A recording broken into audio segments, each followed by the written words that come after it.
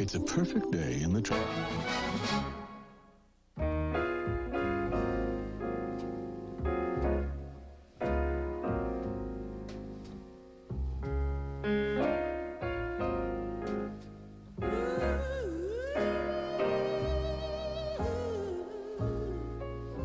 If I lose, if I win, I'm a saint and I've sinned. And this game is getting very, very, very, very long. Some you missed and some you made. Some you give and some you take.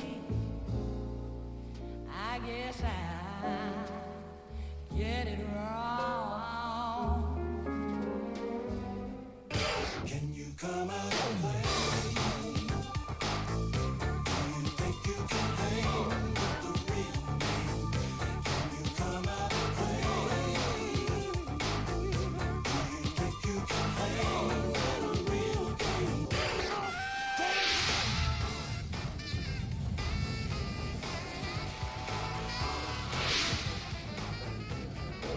It's a series of big names, Shaquille and Michael, but perhaps the biggest name in game one is Nick Anderson with B. Steele, to Hardaway, to Grant, and the win, and the Magic avoid losing at home to the Bulls in game one at the Orlando Arena. This is game number 2 in the Eastern Conference semifinals between the Bulls and the Orlando Magic. The Magic get away with game 1, 94-91. And Doug, as we talk about big names, 2 of the biggest names in basketball, Michael Jordan and Scottie Pippen, had subpar performances, to put it mildly, in game number 1.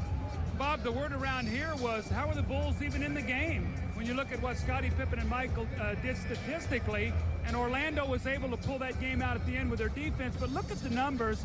Michael Jordan and Scottie Pippen. Now, this is combined 11 turnovers. They shoot 10 for 33, 1 for 6 from the three-point line, and only 7 free throw attempts. Now, if you're Orlando, what are you saying to yourself? We know that this is not going to happen again, so we must play much better. Throw you a curveball question. Just a moment ago, you talked to Michael and to Scottie. What is your feeling just moments away from game 1? Michael's got that glow about him. I expect him to be high energy tonight. Scottie has got a different role right now. He's being asked to do a lot of defense and make the adjustments there. He's given up a lot of his offense, but he's going to have to attack Donald Royal and Dennis Scott tonight. Okay, now let's talk about game 2 in the series. Orlando was 3-0 last year. They've never played a 7-game series, and that brings up the importance of game number 2. Well, game number 2, remember, in the best of 5, they lost here at home to Boston after winning the first game by 47, so the message was clear. We're home, but that's not good enough. We have to play well. I believe they have to win tonight if they want to win this series. If Chicago gets a split, they gain the edge, and I think the Magic are in trouble. All right, now let's talk about Shaquille O'Neal and Michael Jordan. Of course, the Bulls, sometimes too much, look to Michael in the fourth quarter, but there's an interesting statistic about Shaquille O'Neal in the fourth for the Magic. The question I have, Bob, is it a conscious effort or is it subconscious due to the fact that he's a poor free throw shooter? And they've gone away from Shaq in second half. He only has 21 field goals attempts in 4 second half actions. And if you look in the fourth quarters, he's attempted 5 field goals, 16 free throws. He scored only 16 points. That has put the pressure on Anthony Hardaway, Nick Anderson, and Dennis Scott to carry the offense. As you can hear, the arena is going crazy already. We're moments away from tip-off. Game 2, Eastern Conference semifinals between the Bulls and the Magic. After this, we'll join Ernie in Atlanta.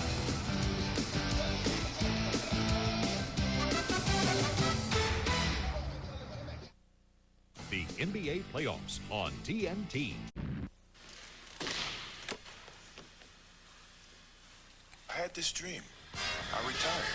It's time for me to move away from the game of basketball. I became a weak-hitting AA outfielder with a below-average arm. I had a $16 meal per day. I rode from small town to small town on a bus. And then I returned to the game I loved. I shot 7 for 28. Can you imagine it? Nah.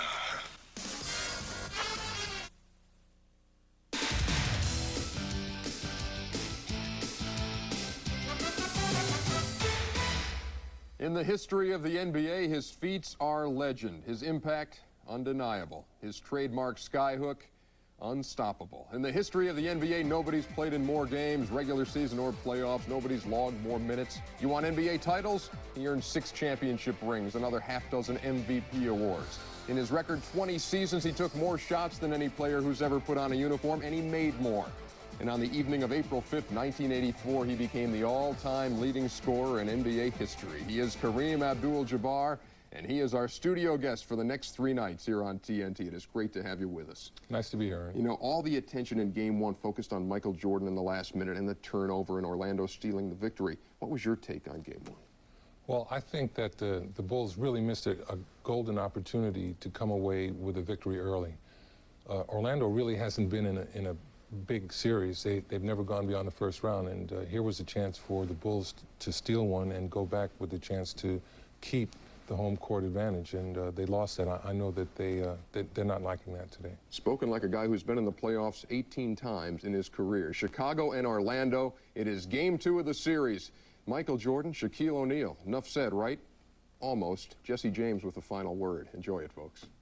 NBA playoffs go! Who got the fever? We got the fever! The NBA! On TNT! The Bulls could have won with seconds to play, but Michael Jordan threw the ball away? What? Down the stretch, MJ was stopped, and Shaq converted some clutch foul shots. Check it. Now Chicago got it all on the line. They can't afford to fall 2 games behind. The arena is the place to be. The Magic and Bulls on TNT. Get ready, playoff basketball. We're ready. NBA playoffs go!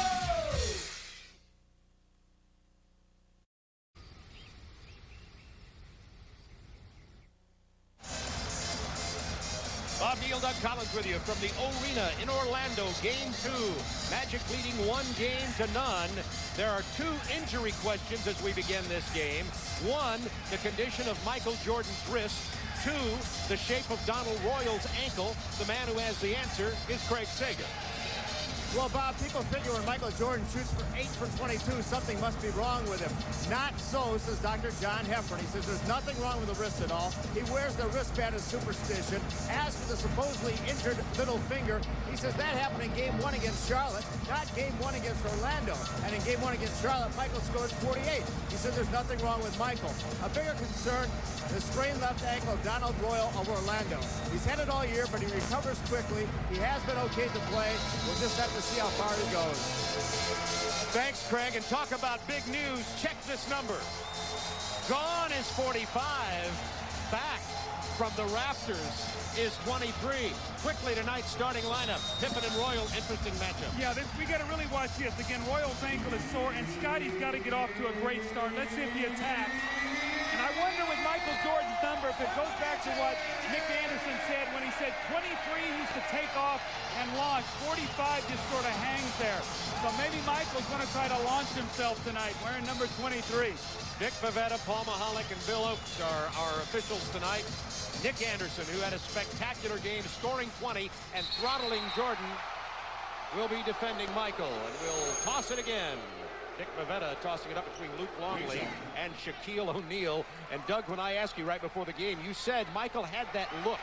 And he did have a little bit of a twinkle in his eye. Yeah, he's got a little bounce in his step. For 3 days now, all he's had to read about and hear is his mortality at the end of game Sunday. I think he would like to put that to rest right now. Donald Royal, who's playing on a sore ankle with his first jumper. It doesn't go. Horace Grant with the offensive board. Nick Anderson misses for 3. Kukoc with a rebound. I think you'd like to see Chicago tonight, if you're the Bulls fans, get into a little bit more of an open court game just like this and let Kukoc get the ball and take it to the basket. Kukoc had the open lane but missed the layup. Both teams tight.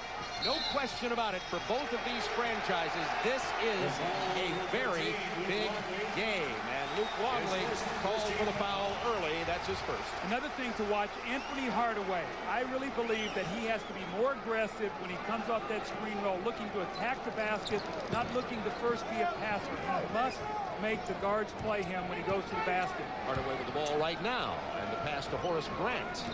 Covered a little closer by Kukoc. The pass is inside to Shaquille O'Neal. Gets the easy lay-in as he stepped inside of Luke Longley and the Magic. Leading the series 1-0. Draw first blood. And in case you dial in late, that's right, Michael is wearing 23 tonight. B.J. Armstrong, who has not been shooting much in the past few games, misses that jumper. Bad pass. Pippen finds Michael. The pull-up. It's down for a three. Hello. Well, Michael got the first good look, and he drains the three, and he had that sort of look in his step like, okay, you're going to see more of those tonight, guys. We'll see. Nick Anderson says 45 doesn't play as well and lift as high as 23, and Michael just changes it up. Oh, would it be so easy? Pippen on the run. He's looking to better his subpar performance from game number 1. He'll try the three. He knocks it down. Good sign. Good sign if you're Chicago. Pippen and Jordan both off the mark with 6 quick points, both on 3-point shots. Remember, combined in game 1, they were 1 for 6. My, oh my. Almost stolen. Pippen commits the foul, stepping in front of Horace Grant. Craig Sager, any more news about why Jordan's wearing 23? Craig Sager is not there, so we'll go back to him in just a moment.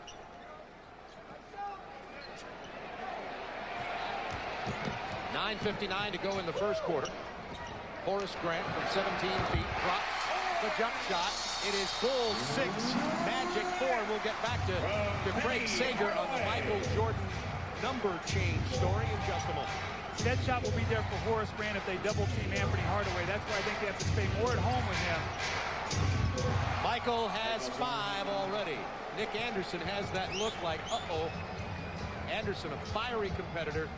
Southwest side of Chicago, Simeon High School. He's 20 pounds heavier than Jordan and the same height.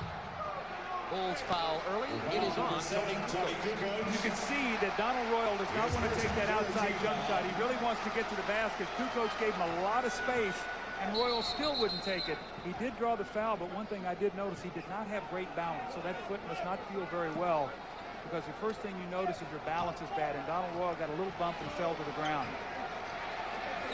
9:19 to go in the first quarter from the Orlando Arena. This is where he has to attack, right there. That's where he's got to take it to the basket. Can't get the shot off. Dishes to Anderson, who takes it to the hole. Passes inside, but one pass too many and a 3-second violation.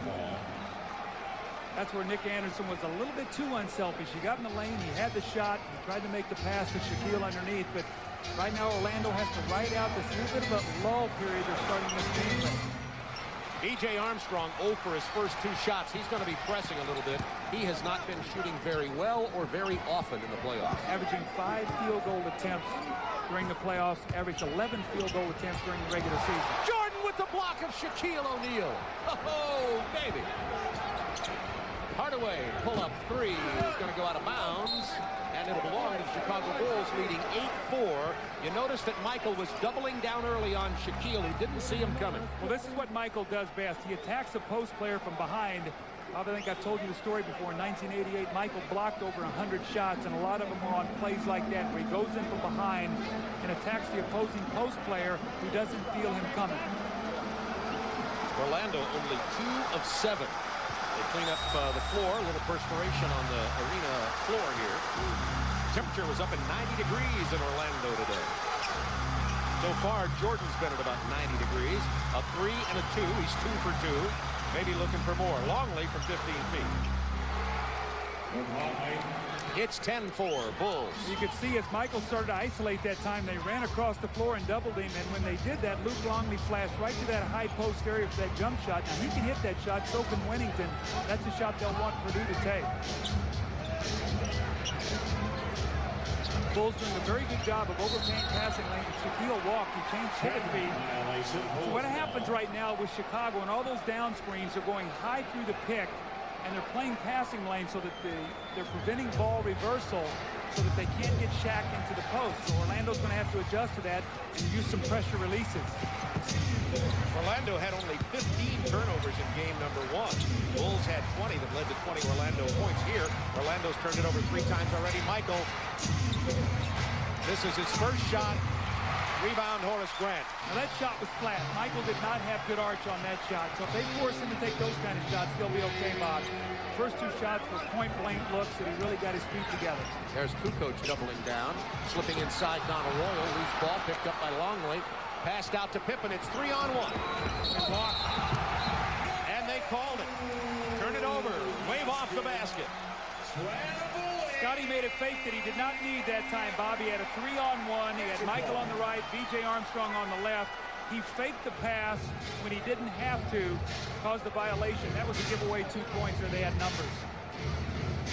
Watch now when they play these passing lanes, Bob. You see that Nick Anderson trying to work very hard to get the pass back. B.J. Armstrong is not letting Horace Grant catch the ball. Pippen is overplaying Hardaway. They've run him completely out of the play, forcing him to break down and go one-on-one. And they had Horace Grant mismatched with B.J. Armstrong, who had no choice but to hold him, and he'll pick up the first foul. That's where the adjustments come in playoffs. They start running certain plays, and the Bulls say, okay, we're going to switch that. We're going to force you out of there. When Horace saw the mismatch, he has to dive right to the post and make Armstrong play him inside. Fourth team foul already against the Bulls. Magic has committed no team fouls. Inside to Shaquille, he is hammered hard by Luke Longley, which will be his second personal foul. And Shaquille will go to the line for the first time tonight. His second penalty situation. Report, a rose by any other name was a rose, but Jordan by any other number was not Jordan. We had Nick Anderson saying he could steal the ball from 45, but if that would have been 23, he wouldn't have stolen the ball. Well, obviously, we told you earlier, Michael Jordan is superstitious. He also saw the report. 45 is in mothballs, 23 is back.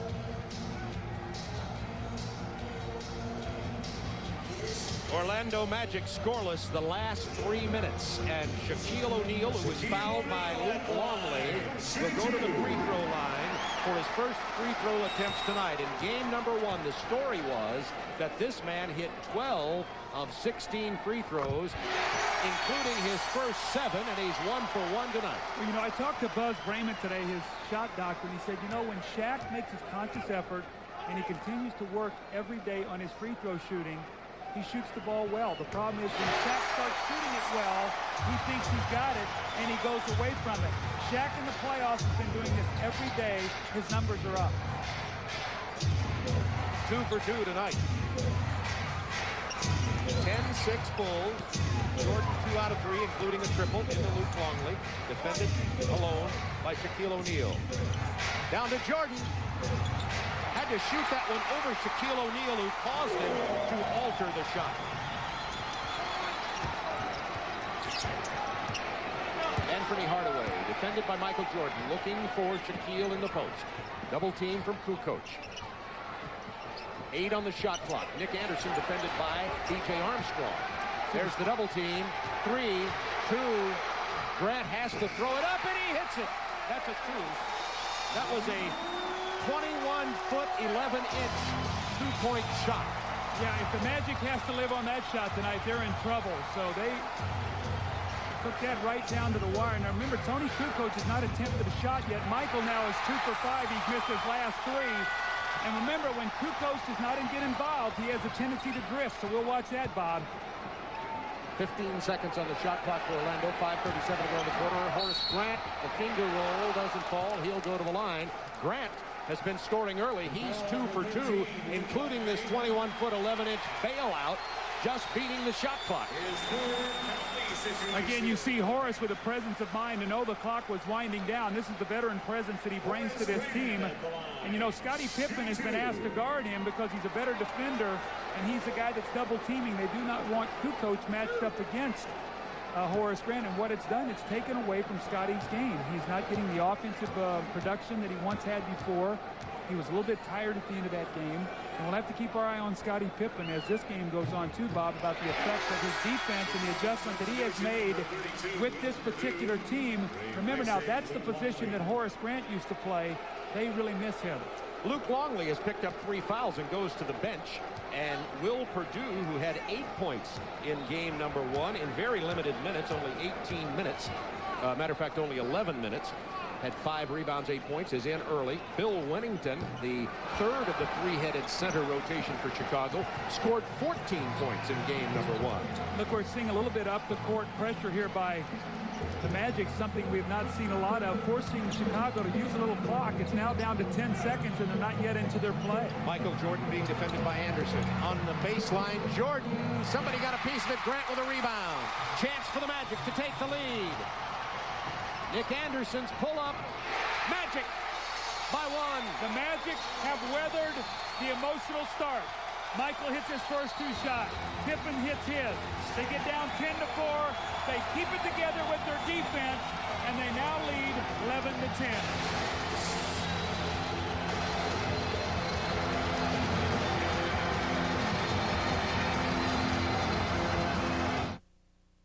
Now eating a...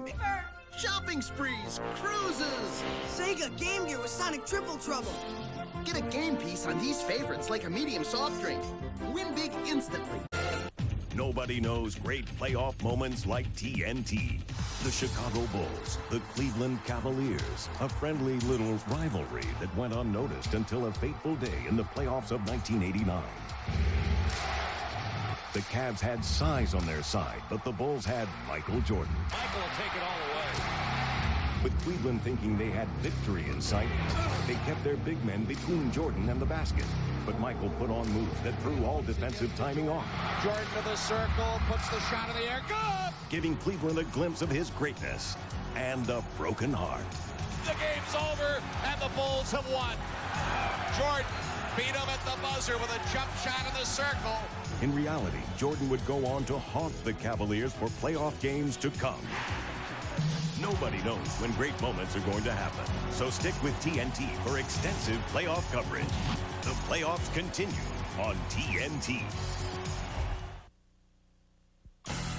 This program is authorized under broadcasting rights granted by the National Basketball Association. Any publication, reproduction, or other use of pictures, descriptions, or accounts of this game without the express written consent of the National Basketball Association is prohibited.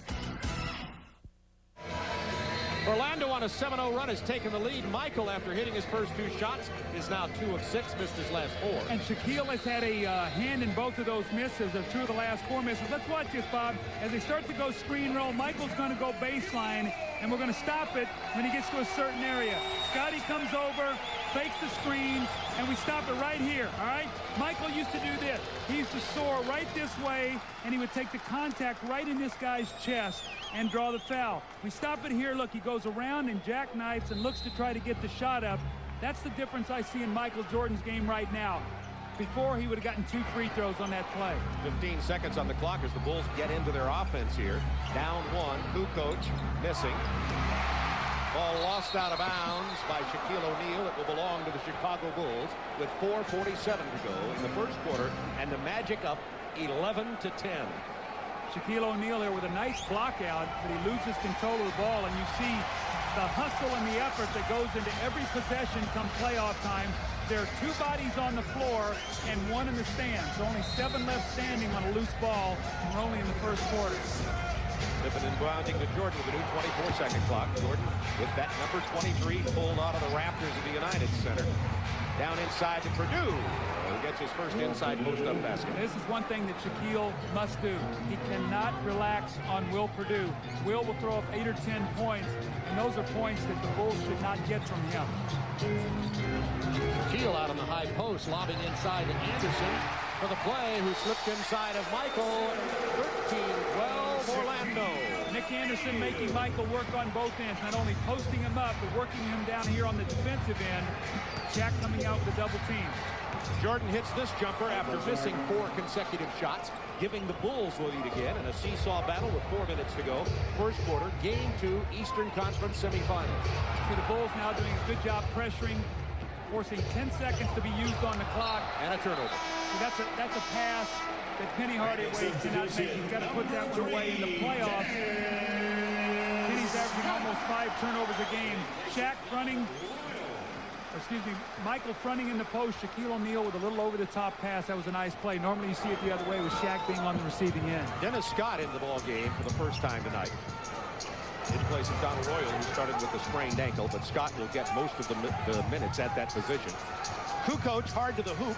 Inside, Purdue has 4. Just as you said, Doug, as soon as Shaquille O'Neal turned his head to Kukoc, he got the ball to Will Purdue, who has 4 quick points. And we saw this on Sunday afternoon, too. Will Purdue came off the bench 4 of 6. He had 8 points with 5 rebounds. In 11 minutes. In 11 minutes. They cannot give him that kind of production tonight. Horace Grant being defended by Pippen. Nice up and under move, but Pippen gets the rebound, and we get a loose ball foul on Shaquille O'Neal, who threw Will Purdue to the ground. Bob, let's talk about the 3 centers from Chicago. Longley comes in, more of a stationary player, a bigger body. He gets 3 fouls. Will Purdue more active. He's going to be on the offensive boards. He's going to find the opening. Bill Winnington's going to be a jump shooter. They all bring different things, but they bring 28 points, 10 rebounds, and 10 fouls in game 1. Scottie Pippen off the mark on that 3-point attempt. Pippen still looking for some offense. He has been out of sync as Purdue goes down again. The lob into Shaquille O'Neal, who looked to me as though he caught that above the cylinder. Well, meaning basket interference. Yeah, the question was it in the cylinder? If it was, it would have been goaltending. It looked like when he came down with it, his wrists were on the rim with the ball. Pippen penetrating, looking for some offense, finding no room. Jordan behind a Purdue screen, doesn't fall. Kukoc keeps it alive out of bounds. Orlando ball. Bulls lead 16-15. Remember now, Bob, you said Will Purdue fell down. Well, when he fell down on this play, watch this. As he falls down, he's guarding Shaq. So what do? You go right to the front of the rim, and no one picks him up, and there he is. See, the ball was up on the rim. He laid it in and dropped it in, but I guess the referee ruled that he took the ball to the rim himself. Combined, their shoes, you know, are size 42. That's big. No wonder they tripped. 2:20 to go in the first quarter. Bulls lead it by 1. From the corner, Dennis Scott, that's a 2. See, now Dennis Scott's matched up against Kukoc. Kukoc playing Dennis Scott. They can run him off screens. Kukoc does not do a good job of fighting over those picks. When he hits the screen, he has a tendency to stop playing. Will Purdue trying to draw Shaquille out of the middle. 8 on the shot clock. Isolate Jordan right side against Nick Anderson for 13. Michael Jordan has 9 points in the first quarter. But I think he's taken 9 shots, so his production is for every shot he's getting 1 point. The Magic can live with that. He's 4 of 9. 18-17 Bulls. Under 2 minutes to go, first quarter. Penny Hardaway hits the jumper. Very important right there, Bob. If this game goes on, when he plays that screen roll, he's got to look for his shot. That's a bad foul on Hardaway right there, too.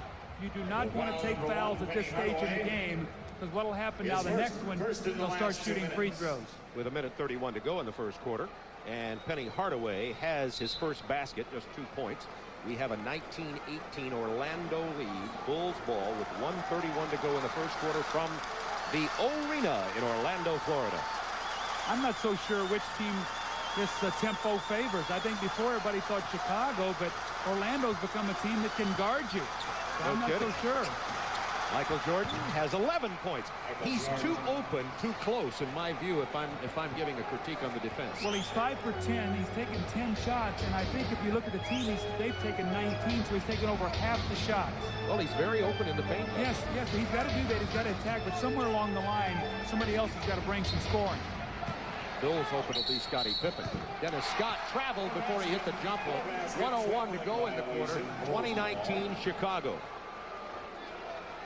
Look at Michael getting with that first quick step, that jump stop, the lean in. That's a tough shot. That's that little medium range jump shot. Your tendency is to want to pull the string on that shot and not really follow through and shoot it. You shoot it much better when you can use the backboard. Shaquille has 1 personal foul, so he'll sit down with 6 points and 4 rebounds, and Shree Rollins will play the final 1 minute of the first period here in Orlando. Jordan's going to try one from 16. Somebody got a hand on that. The officials say, no, you just missed everything. Orlando ball.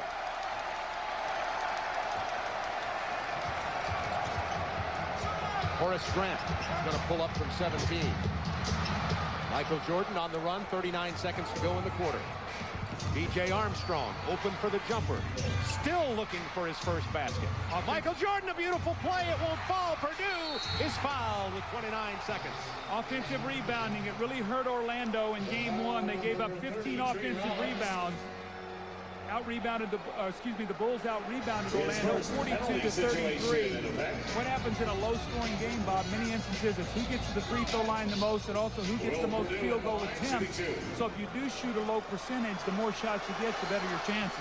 Will Perdue is the Shaquille O'Neal of the free throw shooting for the Chicago Bulls. He is now 4 of 11 in the playoffs from the free throw line. But I don't see people hacking him and putting him on the line. Might be an idea.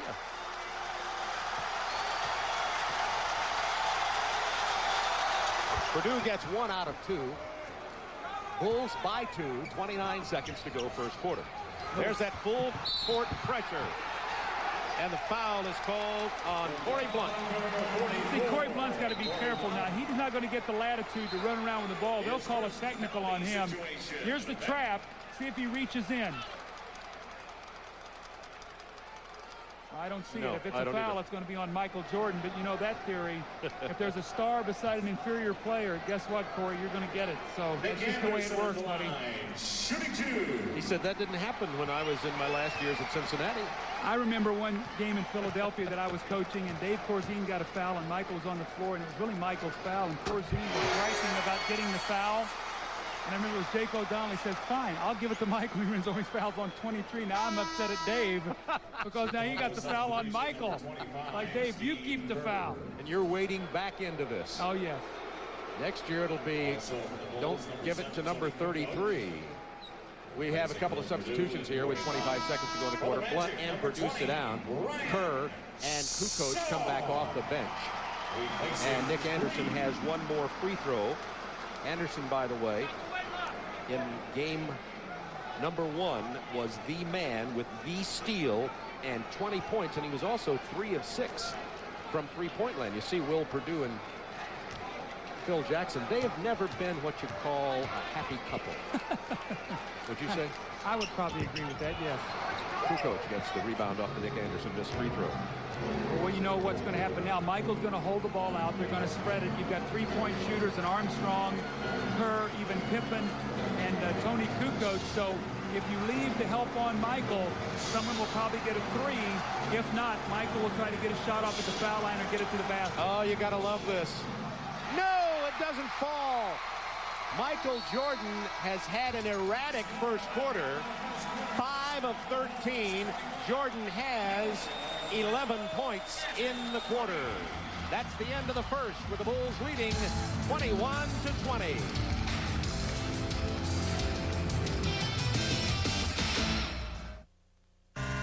The NBA playoffs on TNT tomorrow night. Game 2, Rockets Suns at 10:30. But first, with the series tied. Season where Orlando ruled. Here they have defeated the Bulls in game 1, are down in game 2, ready for the start of the second quarter. The first 9 different lead changes. Well, let's look at the eyes of Michael Jordan here. Last possession, looking over at the coach, getting the lay of the land here. When do you want me to go? Magic are going to push him left. They do so. Horace Grant comes over and forces him to take a tough shot. Michael has not finished any of those shots tonight. He's 5 for 13. And look, here's another shot around the basket. Michael is not able to finish that shot. That used to be his bread and butter. And if you're Chicago, you've got to be a little concerned. Michael has taken 13 shots. He's made 5. BJ 0 for 3. Kukoc 0 for 2. Pippen 1 of 2. Pete Myers in the ball game as Michael Jordan rests to begin the second quarter of play. Now the Bulls will look for offense from this man, Scottie Pippen, who has been struggling mightily in the playoff series. And remember, much of the time he is matched up against Horace Grant down on the low post, which keeps Pippen from breaking on the defensive rebounds and getting out on the open court. And now Pippen has to play Anthony Hardaway. That's what I'm talking about, the adjustments in his game. I mean, we see Shaquille now with a screen roll, but he goes from guarding Horace Grant to now playing Hardaway. So if you want to talk about his offense being limited, that's why. I mean, Scottie's using a lot of energy up because he might be the premier defensive player in the NBA. 10 seconds on the shot clock as the Bulls get into their offense here, looking for something from somebody. There's the foul on Dennis Scott, trying to guard Myers as he brings it around with 11:11 to go in the first half. Tomorrow night, our NBA action continues on TNT. We'll have a doubleheader beginning at 8 Eastern time. New York and Indiana. That series tied at 1 apiece. Houston Rockets, Phoenix Suns. Suns lead in that series 1-0. Keep our eyes on this lineup right now. Pippen in the post against Shaw. See if they double team or let him play one-on-one. Here comes Scott. That'll give Myers the shot. Myers is going to take it to the hoop, and he pulls a Michael Jordan-like lay-in. The only difference in this game is Myers made it and Michael hasn't. Got the foul on Purdue holding Shaquille O'Neal when they lob the ball down low. Bob, what you're watching is Shaquille O'Neal. When he's running in transition, he's not going to the block. He's going to the front of the rim. And he puts tremendous pressure on your center to try to get him out of there. And the minute you push on him, it's a foul. So he's not going to the low post. He's going to the front of the rim. Look where he's posting. Right inside into the front of the rim. paint. That's right. And And puts he draws tremendous the foul. pressure on your team. He's not going to the block. And we'll go to the free throw line. He was 2 for 2 on his first ones. This is a great example, Doug, of what you're talking about. All right, here's what I'm talking. Here's the low block. Here's where you normally post the guy. Okay, let's watch Shaquille. He's going to go down in the post. And we stop it right here. Look where he's posting. Look how deep he's getting. You're in serious trouble right there. You better hope to get great ball pressure and get a 3-second violation, or he's going to punish you. O'Neal 2 for 2 tonight as the saga of the Shaquille free throw shooting continues. He had his first 7 in game number 1, and now he's 2 for 3 here in game number 2. The stats, he's getting better, and you pointed this out from the line. 53% in the first round versus Boston, 58. And in game 1, 12 of 16. Phil Jackson's first comment, and this both of these, Phil Jackson's first comment coming out of that game was Shaquille hitting too many free throws. Well, you know what? The man has pride. He knows he doesn't want to get embarrassed, and he knows that they're going to put him on the line 15 or 16 times a night. Illegal defense. And if he doesn't concentrate on it, he walks up there and shoots 4 for 16, and they lose the game. They're going to say, see, they can't win with Shaq shooting free throws that poorly. Jeff Turner checking in. Horace Grant getting a rest. Horace Grant sits down with 5 points and 4 rebounds. Judd Bushler will be checking in, so it's always a chess match between coaches. You watch film and you say, look, when we get certain guys on the floor, we want to make sure we match up. So with Jeff Turner coming in, they want Judd Bushler to play against him. Bushler out of Arizona. Jeff Turner, veteran out of Vanderbilt. 2 Vanderbilt players on the floor. Well, Pippen wanted the ball inside. Open is Myers, but he elects to give it away to Bushler, who misses the jumper, and Turner gets the rebound. Really tough to come off the bench, catch the ball the first time, and make a shot. Bulls up 3, 10-18 to go in the first half. Pick and roll with Hardaway and Shaquille. And nice job by Purdue to change the shot, and Purdue now with a foul. He has 2. Longley on the bench with 3. Remember, the Bulls have 18 fouls to give with their 3-headed center. The importance of Penny Hardaway getting all the way to the rim. If we stop it right here, look, the center now has to come over. No one to block off Shaquille O'Neal. That's why I think he has to go to the basket, because even if he doesn't score, there's no one to keep Shaquille off the board. No one big enough and strong enough. You've got to draw that opposing center to give Shaq the freedom to move around in that lane. Here comes the 3rd head, and it is a shaven head. Wearing the crew cut, Bill Winnington steps in now, the 3rd center to be playing against Shaquille O'Neal as you look at Buzz Brayman, the shooting coach who works on O'Neal's free throws. So the Bulls already using up 5 fouls from their 3-headed center, and they have 3 of them in the game already. Buzzy took me to task a little bit today. He said, Doug, I heard you talk about Shaq's big hands not being a good free throw shooter. And he said, I disagree with that. I said, that's okay. That's my story, and I'm sticking to it. Exactly. So I really believe that guys with big hands have a very difficult time shooting free throws, because I think what happens is their technique sometimes suffers because their thumb has a tendency to get in the way of their shot. Brian Shaw picked up the personal foul. If you look at the big hands of Shaquille O'Neal and the aforementioned thumb. Well, if you watch Shaquille, if he misses, it's because he gets the thumb into his shot too much. That's what Pippen has to do a little bit more, too, is he's got to get to the front of the rim. Chicago by 3. Steve Kerr playing Brian Shaw. Kerr played 25 minutes in game number 1. Jeff Turner's got that perimeter shot inside to Shaw with 10 on the clock. Down inside to Shaquille. He's fouled by Judd Bushler. Again, what happens? Shaw posts. He gets into the lane. It looks like he's got a shot. Winnington comes over. No one gets back to play O'Neal. That's why they talk about what it does to get into the lane to your defense. It compromises your whole defense. Watch Starsky and Hutch shoot it out weeknights at 6 on TNT. Today.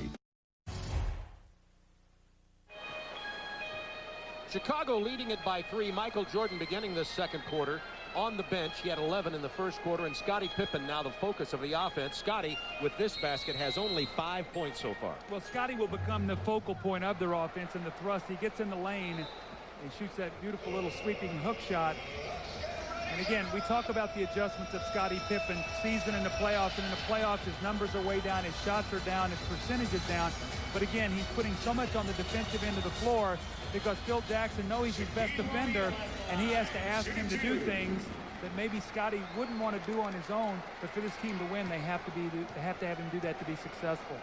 Shaquille 4 out of 6 from the line early in the game. The Bulls are staying with their plan to send him there, making 4 out of 7. Hit his first 2, missed his next 2.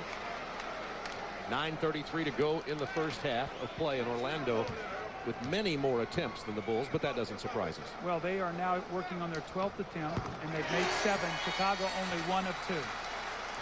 And you pointed out something interesting. Michael took it to the basket 3 or 4 times in that first period, and at no time did he draw the foul. He did not draw contact, actually went away from the contact and missed a little jackknife shot. There's Judge Bushler, and again, you get in the game, you get warmed up a little bit. Instead of having to shoot it the first time you touch it, you get a little rhythm, and you bury the second one. 2 Arizona Wildcats playing on the floor right beside each other, Bushler and Steve Kerr. 9:08 to go in the first half. The Magic just now getting into an offense with 10 on the shot clock, the pick and roll, and the Bulls playing well. 5. Pippen with a big rebound. Bulls have a 3-on-3. Scottie's going to take it hard to the hoop, draws the foul, and he'll go to the free throw line. That's Scottie Pippen at his best. Defensive rebound, push it out, give your team fast break opportunities, give yourself numbers. The worst thing that happens, you've got a one-on-one in the open court, and Jeff Turner cannot handle him. Pippen goes to the line, only shooting 68% during the playoffs. Nick Anderson about to get back into the game for the Orlando Magic. And don't forget, at the conclusion of our game, Doug and I will select the Budweiser player of the game. There's Nick Anderson out of Simeon High School in Chicago. Played on that Illinois Final Four team with Kendall Gill and Kenny Battle.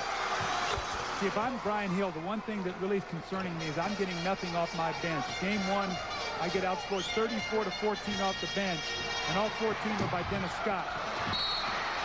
Excellent defense by Scottie Pippen, and finally Shaquille is fouled. But first of all, Pippen caused him to change his shot twice. Bushler finally fouled Shaquille O'Neal. Bob, when you look at those numbers in the first game, Horace Grant 42 minutes, 40 for O'Neal, 41 for Hardaway, 40 for Anderson. Dennis Scott gives you 34. Other than that, only 6 by Tree Rollins and 15 by Brian Shaw, so only 14 points. So every time that Brian Hill has gone to his bench, it's almost been, let's just sort of stay in touch. Let's not lose too much ground. Hopefully our starters can win this game. They're going to need some help from Brian Shaw before this series is over. Looked like Buzz Brayman was over there. Looked like a little league father as he's watching his pupil. There you go. And Shaquille O'Neal is 7 of 10 from the free throw line. And yes, folks, that's 70%. Bulls by 4. Kerr was open for 3 for a moment. Now he has to hit the runner in the lane. Pippen will go to the line again. Loose balls, second shots, offensive rebounds, all those little hustle stats. What happens, Bob, when you are not rebounding well? All 5 people have to go to the board. That means Dennis Scott, that means Brian Shaw, that means Nick Anderson, because Jeff Turner is not a good rebounder as a power forward. Those guards must get back into the lane and give him some help. O'Neal there picked up his second personal. I also enjoyed the conversation between you and Brian Hill today, talking about how difficult it is to rebound on the weak side when you're trapping the pick and roll. It is, because you get yourself in rotations, and there's no one there to really to seal off the back of the board. So if you're double teaming, or you're doing a lot of trapping on the screen roll, your team is rotating. So you really don't have a guy to check out that leaves someone free if he'll put himself on that weak side glass. Paul Mahalik called on Bushler, and the Bulls lead at 31-25, which matches the biggest lead. Bushler now joining in the parade of fouls on the big team. I guess now if you add his, that's 24 fouls the Bulls can use on Shaquille. If you talk to coaches, one of the things they never want to see is fouling a jump shooter. A jump shooter does not deserve to go to the free throw line. If you're going to get into the lane and take some punishment, maybe. But if you're going to shoot an 18-foot jump shot, get a hand up and do not foul. Horace Grant back into the game. That'll improve the rebounding of the Orlando Magic significantly. And number 23, Michael Jordan. In case you're dialing in late, Nick Anderson said after game one, when he really shackled Jordan, you know, I can steal the ball from 45, but I don't know if I could have stolen it from 23. Lo and behold, Michael takes off his warm-up here tonight. Is introduced at the Orlando Arena is number 23, taken out of mothballs. However, he's struggling. 5 of 14 from the field. You're seeing Michael in a lot of weak side action. They're trying to isolate him. Horace Grant going strong to the basket. But Brian Hill had felt like if there were any adjustments Chicago would make, it would be to get Pippen and Jordan in weak side opportunities, either isolations and post-up, where you couldn't give them that much help. Pippen on the bench now as Jordan checks back in. Wennington in center. Keith Myers defended by Anderson. He's pretty good down in there. He's fouled by Anderson. That's Nick's first personal. Horace Grant on the receiving end of the nice throw-ahead pass from Brian Shaw. And there he is using the glass nicely. And that's the kind of field goals that Horace used to get in Chicago, those opportunity baskets. Horace with 7 points here early. Horace Grant had 16 points, 7 rebounds, and 3 steals in game number 1.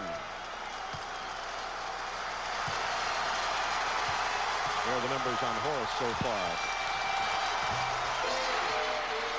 31-28. Bulls by 3, 7:36 to go in the first half. Low-scoring game.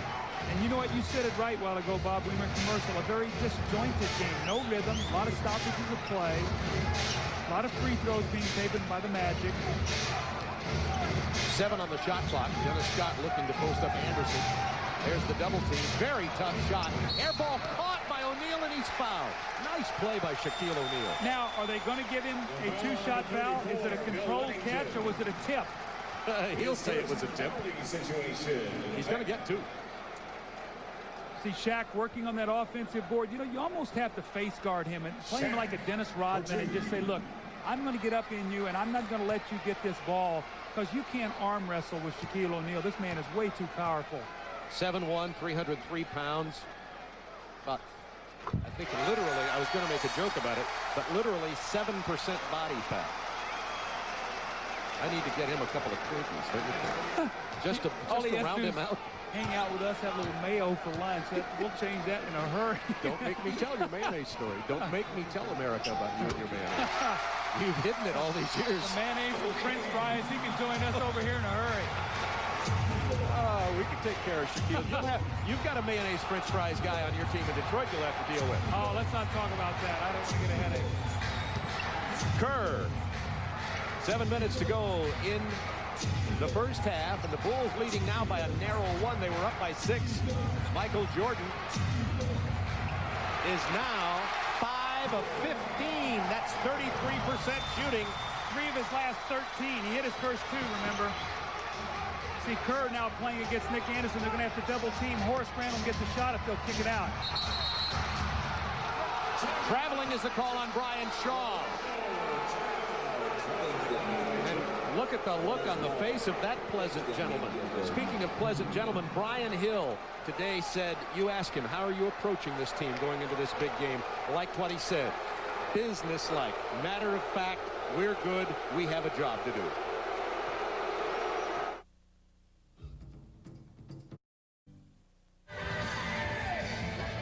The Bulls up by 1, 6:39 to go in the half. Craig Sager, any more information on the Michael Jordan fashion attire tonight? I tell you, they say the clothes make the man. His uniform definitely the talk. Michael Jordan will be fine tonight. Not for bringing 23 out of the rafters, but wearing shoes predominantly white, while his teammates are wearing those predominantly black. He was warned. In fact, I was in the locker room when black shoe polish was delivered. However, he was so focused on the return of 23, he decided to pay the fine and worry about it later. As for the jersey, John Ligmanowski, the equipment manager, has had number 23 all along. So give the assist to John, because it was his idea, and he had it in the locker all season. Greg, I've got to ask you to check on this for a later report on the continuing saga of 23. Why did he have it in his locker all season? Michael Jordan with 23, but it's not helped him so far tonight. 5 of 15, missed his last 5. That's 33%. The rest of the Bulls, 7 of 16, only 44%. But however, they're 12 of 21, 39% for the whole team. When you look at the Magic, it's the free throw line. They are 8 of 10 points from the free throw line. Tony Kukoc's first 2 points of the game. Remember, I told you about Tony.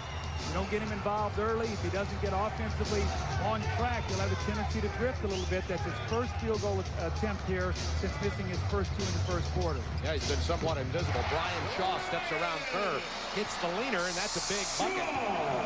33-32 Bulls. Orlando Arena, Game 2, Eastern Conference semifinals. Orlando up 1 game to none. Bulls leading this one 33-32.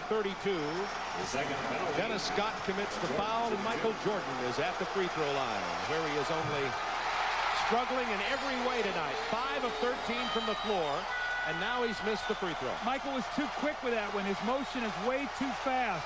That was much better, and he still missed it. So Michael really struggling right now. And the Bulls still winning. It's sort of amazing right now when you look up at the scoreboard that they're up 1. Shaquille gets the pass from Brian Shaw. He scores the basket. He'll go to the line. And Michael Jordan is really beside himself. Words for Bill Wennington. You know he's irritated with himself. And now the Magic have taken the lead, and they will build on it. How about this statistic? Shaquille O'Neal has been fouled 10 times tonight by 6 different Chicago Bulls. So everybody's getting a piece of the shack right now. Good concentration, good strong finish. And Shaquille O'Neal going back to the free throw line for his 13th attempt of the first half. Now remember, we've got to keep track in the second half. They've had a tendency to go away from him. But with him shooting free throws like this, Bob, I think they've got to keep pounding the ball inside to him. This with Pippen back in the game with the rebound. 9-2 run Orlando as they regain the lead 34-33. Bulls had led by 6. 5:47 to go in the half. Purdue back in for Wennington, who was not much of a factor while he was in there as the Chicago Bulls' third center. Wennington did not get one of those little medium-range jump shots that he's so effective with in Game 1. 4 seconds on the shot clock. 3, 2, at the buzzer. Side of the backboard. Dick Bavetta with the call. That ball did not hit the rim, I don't think. If so, it'll be the Chicago Bulls basketball. We'll have to see. Let's see. Did the ball hit the rim? Was it a shot clock violation? Keep your eye. Ball hits the backboard. Hit the rim. It did hit the front of the rim. Nevertheless, they're going to jump it at center court. Inadvertent whistle, and that's you're probably right on the money. The officials thought there was a shot clock violation. Yes. Later, after checking with Bill Oakes, he found out it did hit, and so since they stopped the play, they'll jump it at center court. Very good call. You say, why would they stop the play? Because they didn't think it hit, and when they blow the whistle, the play stops. You know, Michael Jordan missed his last 6. He's now 5 of 16. You know what? I looked at Michael on that last possession after he missed that shot, almost like he went over to Scottie Pippen, like, Scottie, what am I doing wrong? Air ball thrown up by Brian Shaw. Double foul, Will Perdue and Shaquille O'Neal, I think. Yeah, that's the call from Dick Bavetta. Be a double foul and a jump ball. Let's keep our eye on Shaquille and Will Perdue, both wrestling underneath the basket. And a double foul right there. You see it. There'll be a jump ball. So we're seeing back-to-back jump balls here. Inadvertent whistle and double foul. How many jump balls do we see in an NBA game? We're seeing here 2 back-to-back. At center court, no less. 3 fouls now on O'Neal and Perdue. The key here is 3 fouls already on Shaquille O'Neal. Pippen's jump hook goes down in the lane, and the Bulls certainly would like to see some more of that. Bulls regain the lead by 1. Well, that could be a very, very big thing in for Orlando, Bob. I did not realize that was the 3rd foul. You still have almost 5 minutes. Yeah. And Shaquille's going to have to sit down. 8 on the shot clock. Nick Anderson banging into Jordan, outweighs him by about 20 pounds. Uses his physical strength to nail that turnaround 10-footer. Remember now, though, in Game 3 in Boston Garden, Shaquille set out the entire second quarter, and it was the best quarter the Magic played the whole game. You got that right. Jordan on the drive. It's on Nick Anderson, and he just picked up 2 quick ones. So Nick Anderson now has 2, and Michael will go to the line where he is 0 for 2. Shaw sits down, Anthony Hardaway in, and Sweet Rollins comes in for Shaquille. Watch Michael Jordan out, the rhythm of his shot. He used to take his time with the dribble, and when he came up, there was a little bit of a hesitation. It looks like he's really coming out of his shot quickly. Let's keep our eye on this. Well, 23 had no training camp, you know. That's a little bit better. That was a better rhythm. But Michael is such a rhythm player, as all great players are, and when you disrupt that enough, it will take you out of your comfort zone. And Michael right now needs this second one also to go, and he gets it down. 37-36 Chicago, 4:33 to go in the first half of play. Michael Jordan still leading scorer with 13. Matching O'Neal, or actually O'Neal has 15. That's Nick Anderson for 3. Big bucket, 2-point Magic lead.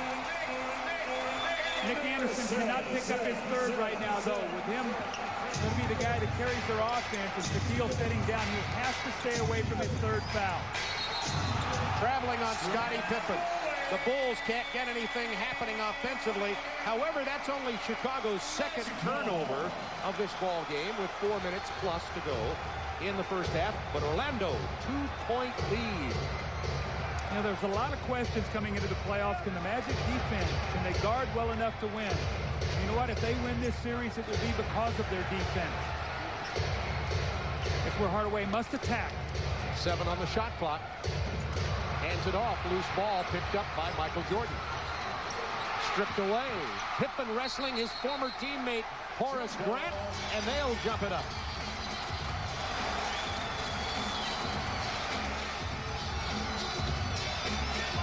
This is what I was talking about, the defense, Bob. Look what's happened. Regular season, they gave up 104, now 87. Their opponent's field goal percentage down almost 5%, and they're forcing almost 3 turnovers. That's how you win in the playoffs. Well, this is yet another jump ball here tonight. Grant and Pippen will jump this one. Horace Grant, who was brought here from Chicago as a free agent to add maturity, his 3 championship rings to this team, said he felt very unwanted in Chicago, never even bought a house there. He's in Orlando, he's buying a house, and he said that's the difference in how he feels about these 2 organizations. Anderson, Scott for 3. Jordan tipped the rebound to Scottie Pippen. Bulls down 2. Stripped away by Horace Grant. Another jump ball here? Yes, sir. That's the 6 record. jump balls. NBA playoff record, 4 jump balls in the last 2 minutes and 2 seconds. Scottie Pippen gets the ball knocked away from his old buddy Horace Grant there. So Horace Grant has done a nice job on Scottie, just helping out enough to prevent him from getting all the way to the front of the rim. And again, without Shaquille O'Neal, they don't have a shot blocker. So it's important for them to keep Chicago out on that perimeter shooting jump shots and off that free throw line. And I will tell you once again, Nick Anderson must play this last 3:26 without picking up his 3rd foul. Ball will be tipped back here to Michael Jordan. Off his hands and back to Pippen. The teams don't practice jump balls that much. Kerr is open for the 3. That's a big one. That's the first even. Kerr has not even had a crack to shoot tonight. Well, that's his first even near opening. You're a coach over there, so you tag Steve Kerr every time down. Do not give him an inch. But this guy, every time he shoots, you think it's going in. Nick Anderson hits the bucket, backing Jordan in, and will go to the line. And Michael Jordan now has his first personal. Let's talk about tough-minded people. We know Michael Jordan is. People are finding out so is Nick Anderson. This is a young man who has got a heart. He's letting it show tonight. Look at him back in on Michael. He's not giving an inch. He's saying, Michael, you might have changed jerseys, but I'm going to still make you play me tonight. Nick has 12 points, 5 of 7 from the floor. Delivering his own offense also, and the Magic up by 1. Okay, if I am Brian Hill and I can buy maybe a minute without Nick Anderson, I'm going to try to do that. Look at Steve Kerr got the pick and the lay-in as he finishes. Steve Kerr's playing very well. In game number 1, Steve Kerr had 11 points in 25 minutes, including 2 of 2 from 3 land. Jordan goes for the steal. Hardaway open for 3. Well, he needed that one. Anthony Hardaway's been shooting 19% in the playoffs from the three-point line after shooting 35% in the regular season. You see Penny Hardaway shaking his head, saying, thank you, I needed that one. 2:23 to go in the first half. Magic have regained the lead. They're up by 2.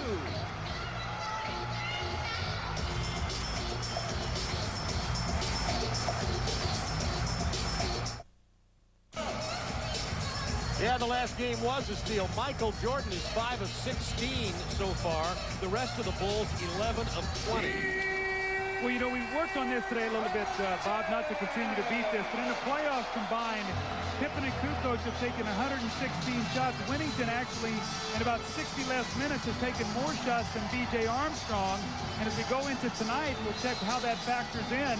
Michael, 16 field goals, the next one 5, and you see 3, 3, 2, and 3. So Michael not shooting well, but again, once his team's still there.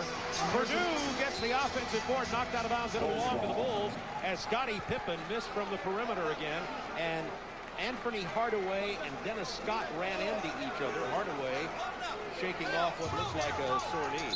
Remember, though, he jammed his toe at the end of game 1 as he tried to drive to the basket. He got a foul and jammed his toe. They took him out. And I wonder if maybe he did that once again. He looks like he's walking very gingerly. Yeah. He and Scottie Pippen collided as they came off the screen after Scottie attempted the shot and missed it. They have to clean up some perspiration from the floor with 2:14 to go in the first half. 44-42. A game that has yet to really determine any kind of character for either team. It's been a seesaw affair. Traveling Kukoc.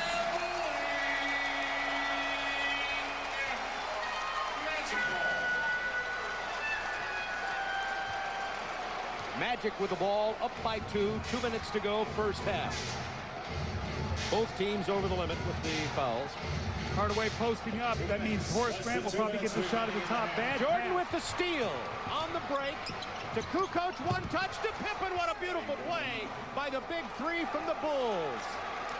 See, Anthony Hardaway tried to make a cross-court pass there out of that double team. Michael Jordan was laying there. Horace Grant is open at the top of the circle. Right there, and he can swing the ball, and there's where the shot should come from. Anderson tries the 3. Tree Rollins can't hold on to it. Tied at 44. Bulls back. Jordan looking to go to the basket, and he gets his first layup of the night. And a great back pick that time. I couldn't tell who set the play, but a great back pick that allowed Michael to get all the way to the basket. Someone got Nick Anderson at half court, and then another screen about the free throw line freed Michael for his easiest field goal of the night. A lot of times Michael Jordan will get back into a game when he's struggling offensively with defense. Well, here it is, the skip pass across, and you see Michael reading it all the way. And watch the pick on Nick Anderson. You're not going to see it on this play. It's a no-look pass, the touch pass from Kukoc right to Scottie Pippen. But here's the play. Watch the play. There's a screen, 1. Here's the switch. And here comes another one right there by Will Purdue. Big one. So 2 little subtle screens enables Michael Jordan to get an easy basket, something that he needed. Looks like Emmitt Smith running for the Dallas Cowboys, getting some good downfield blocking. Craig Sager, what do you have? Well, the roster change was not given to the league about a change of numbers. The Orlando Magic are very upset because they say you cannot change a number without notifying the office. I just called Rod Thorne, the Vice President of Operations. His comment is, we will review it and we'll make a statement tomorrow, but this definitely was against the rules. You cannot change numbers without notifying the league.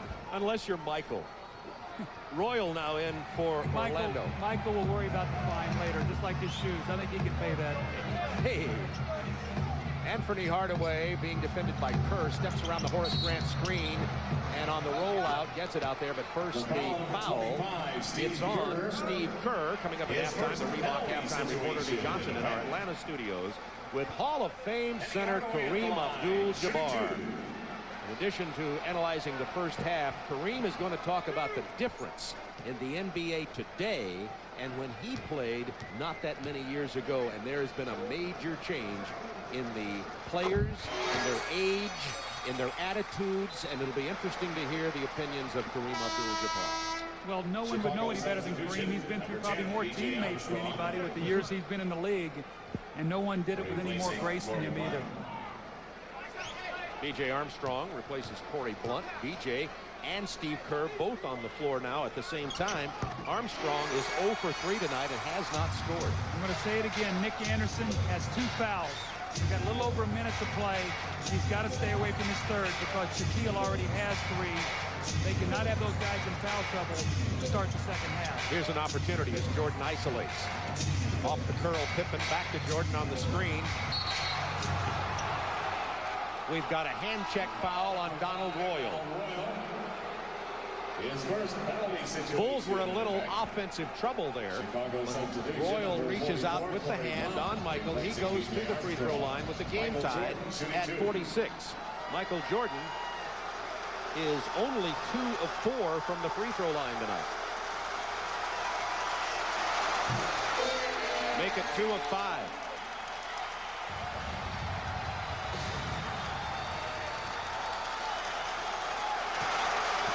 And the crowd starting to razz him. Doesn't get it, and Shaquille O'Neal is shooting a higher percentage from the free throw line than Michael Jordan at this point in the game.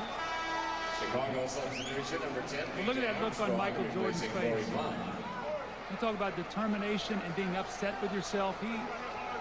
We've talked so often about what kind of competitor this guy is, but it is killing him right now that he stepped up there and missed those free throws and that he's not making the shots that he normally makes. Shaq is 10 of 13. Michael only 2 of 6. Who would have thunk that? Anderson trying to defend Kukoc now with 44 seconds in the half. Up and under from Tony, off the glass, and gets the bounce. Very, very smart play by Nick Anderson, though, not to reach in and get a silly foul. Better to give up 2 points than to take yourself out of the game. Once again, the Bulls playing terribly offensively, but leading in the game. Actually, by 2. Hardaway with a jam, and that'll tie it with 27 to go in the first half. And Scottie Pippen threw it off of Michael Jordan, who wasn't even aware the ball was coming. Let's see this, if they have anything to say. Apparently not. It's amazing. The Bulls are out of sync, and they're still tied right now. I mean, like I said in our opening, they're up 1 with 18 seconds to go in game 1 with Michael and Scottie 10 for 33. And you say, how are they even tied in this game right now? Royal open from about 12 feet. Offensive foul on Donald Royal. It'll be Bulls ball with 12 seconds to go in the first half, tied at 48. I think there were 27 seconds to go when the Magic got that possession. Why is Donald Royal going to the basket with 12 seconds? Why not hold it out, get the last possession, and maybe go in with the lead? Now you give the Bulls a chance to score and go in up 2, or you also get a Nick Anderson foul. And Michael Jordan driving hard to the hoop. They're going to call the personal on Anthony Hardaway. That was very close for Nick Anderson to be his third. So Michael Jordan, 2 of 6 from the line, will go back to the line. And Phil Jackson trying to get Corey Blunt into the game. Nevertheless, Michael has 15 points. On 17 shots. This is unbelievable. I have never seen, in my 11 years covering Michael Jordan, this kind of struggle from the floor and from the line. He is 2 for 7. The crowd starting to really get on him now. 4 seconds in the half. Steve Kerr tips it out of bounds with 0.6 of a second. Shaquille O'Neal was fouled early and often by the Bulls, 9 times by 6 different players, but he hit 10, 9 of 13 of them. That would have counted from Anderson. The Bulls, unbelievably to me, to these eyes, lead this game 49-48. I'll be interested in hearing Kareem Abdul-Jabbar's analysis, and then after that, Doug's, as to how that happened. I love this game. Absolutely love this game. The Reebok Halftime Report is brought to you by Reebok. In our Atlanta studios for the Reebok Halftime Report, the defining moment of Game 1 of this series, Nick Anderson's steal from Michael Jordan. According to Gene Locklear, the San Diego artist whose work has been on display, here during the NBA playoffs on TNT. Of course, number 45 is wearing number 23 tonight. Michael Jordan, 16 points on 6 out of 17 from the field, only 3 out of 8 from the foul line. Chicago with a 1-point lead over Orlando. Ernie Johnson in Atlanta with the Reebok halftime report. Joined by a guy who never changed his number. We're number 33 from 7th grade on, through Power Memorial to UCLA to the Milwaukee Bucks to the LA Lakers. Kareem Abdul-Jabbar, great to have you with us tonight. Thank you. Your take on the first half? Well, I think Chicago must feel great about where they're at right now. They're ahead, and they're not playing well at all. They're not shooting the ball well, and yet they're still in front in this game. You know, I can't help but watch Shaquille O'Neal and think, what would it have been like for you to play against this guy? And I'm sure you've had thoughts about that. How would you defend this guy? She said it would be really tough for me now that they've changed the rules as far as how physical you can be in the pivot. They've taken away certain things that you can do as far as like trying to take position away. I really don't have any idea. I know I'd be in for a tough night.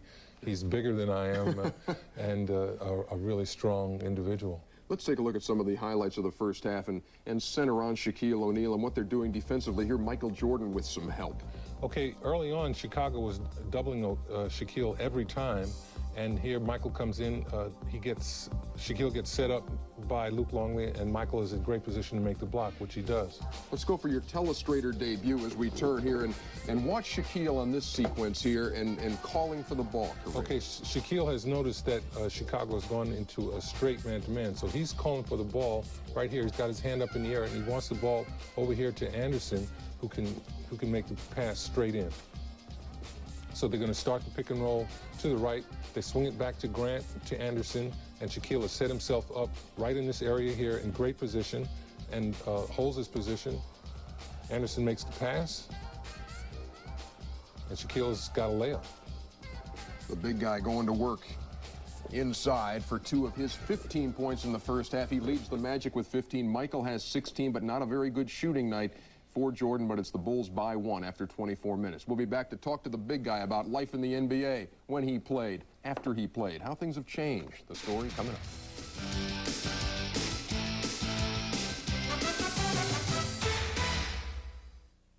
Halftime report continues. Ernie Johnson back with you along with Kareem Abdul-Jabbar. I talked to your old buddy Hubie Brown today, who was an assistant with the Milwaukee Bucks back in the 70s, and he said, the greatest assassin who ever played demanded the ball with his eyes. What was the mentality you brought to the floor, Kareem? Well, I figured that people should be prepared to help me to do what I did the best, which was score in close. And if the coaches called for it, I wanted the ball inside. I think that's what Hubie was talking about. I really felt that I could do a lot of damage in there. You had the opportunity to play with 2 of the greatest guards who have ever played this game. Oscar Robertson in Milwaukee, you guys won a title. Magic Johnson in LA, you won 5. What did those 2 bring to the table? Not just what they could do physically, but what did they bring to the locker room? Well, what they brought to the team was total leadership, everything involving leadership, emotional leadership, an intense knowledge of the game, and the ability to execute these things on the court. They were always able to do the right thing at the right time. They had an innate sense of how the game was played and what to do. 1989, you retire. Was there a time in 1990 where you'd be sitting at home and the Spurs would be in town and you'd say, I never played against the Admiral. I'd like to lace him up one more time?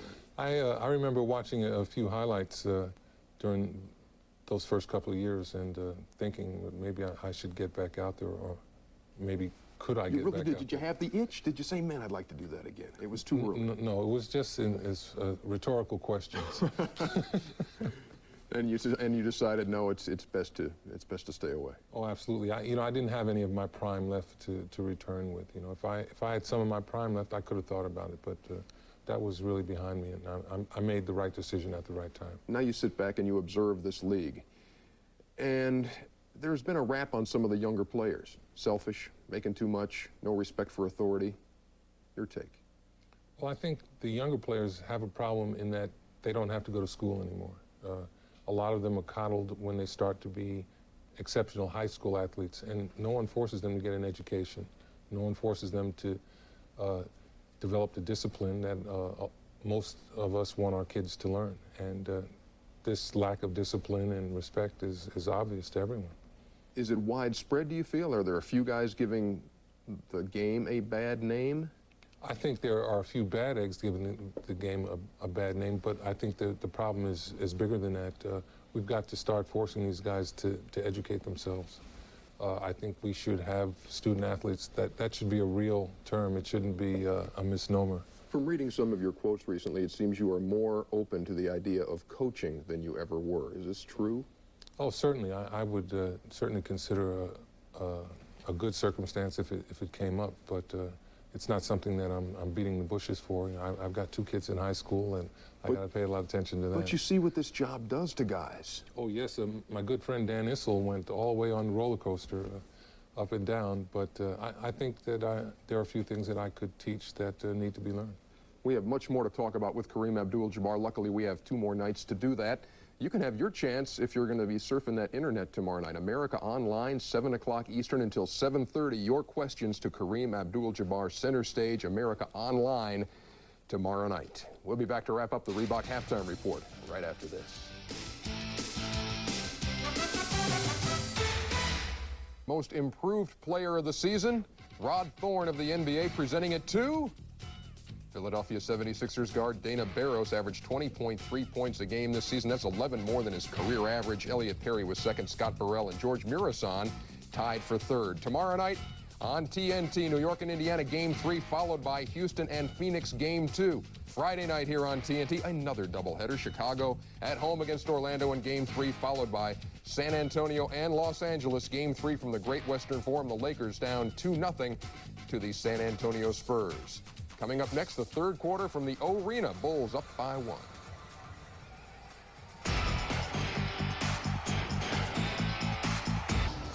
The Bulls by 1. Craig, over to Brian Hill. Well, Brian, are you happy with what you've seen so far? Well, I think we've given them a little bit too much penetration, especially Jordan and Pippen on the pick and rolls. But our biggest problem has been at the offensive end with our execution. They've done a great job defensively. We have to be a little bit sharper with our execution. In past playoff games, Shaq has disappeared in the second half, particularly the fourth quarter. Reluctant to put him on the line. But he's 9 for 13. Will you give him the ball more? Well, he hasn't disappeared. It's just a matter of what we have to go to at a particular time. He'll get the basketball, and I have confidence he'll go to the line and make the shot. Thanks a lot, Brian. There you go, Brian Hill with his analysis of what happens. May see Shaq get the ball a little more, shooting the free throws better in this game. But Doug, as we went away, I said I wanted to hear what you had to say as to how could the Bulls play the way they played, particularly Pippen and Jordan, and lead by 1. What's the story? Their defense always keeps them in the game. Shaq got in foul trouble, which is a big factor. The Bulls get 10 points off turnovers, only 2 for Orlando. And we go back to bench scoring. 14 for Chicago, only 5 for Orlando. And Dennis Scott only got 2 shots at the basket. So those are all keys that keep Chicago into the ball game. I think it's very important for Shaq to stay out of foul trouble early, and they've got to keep pounding the ball inside, but they're going to have to make some perimeter shots.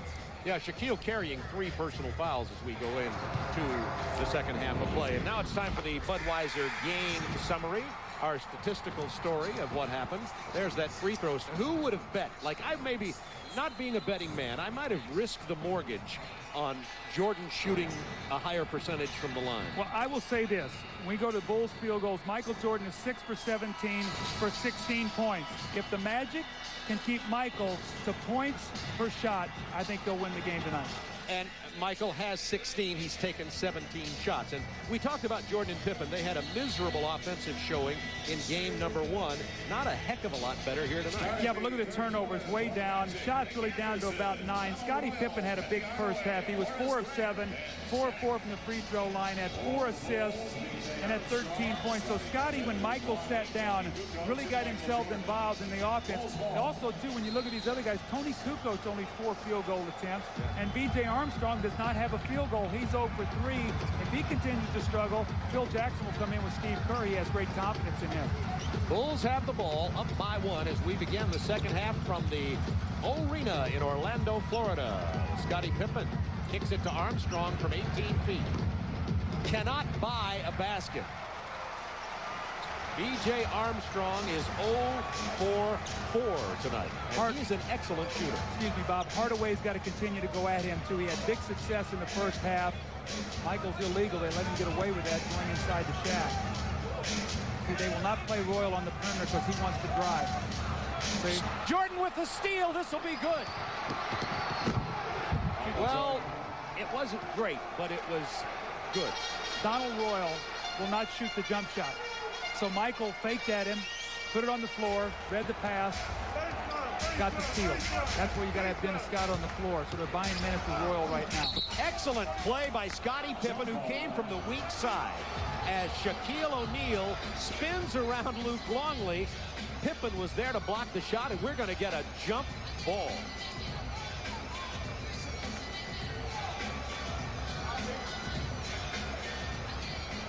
Excellent play by Scottie Pippen defensively.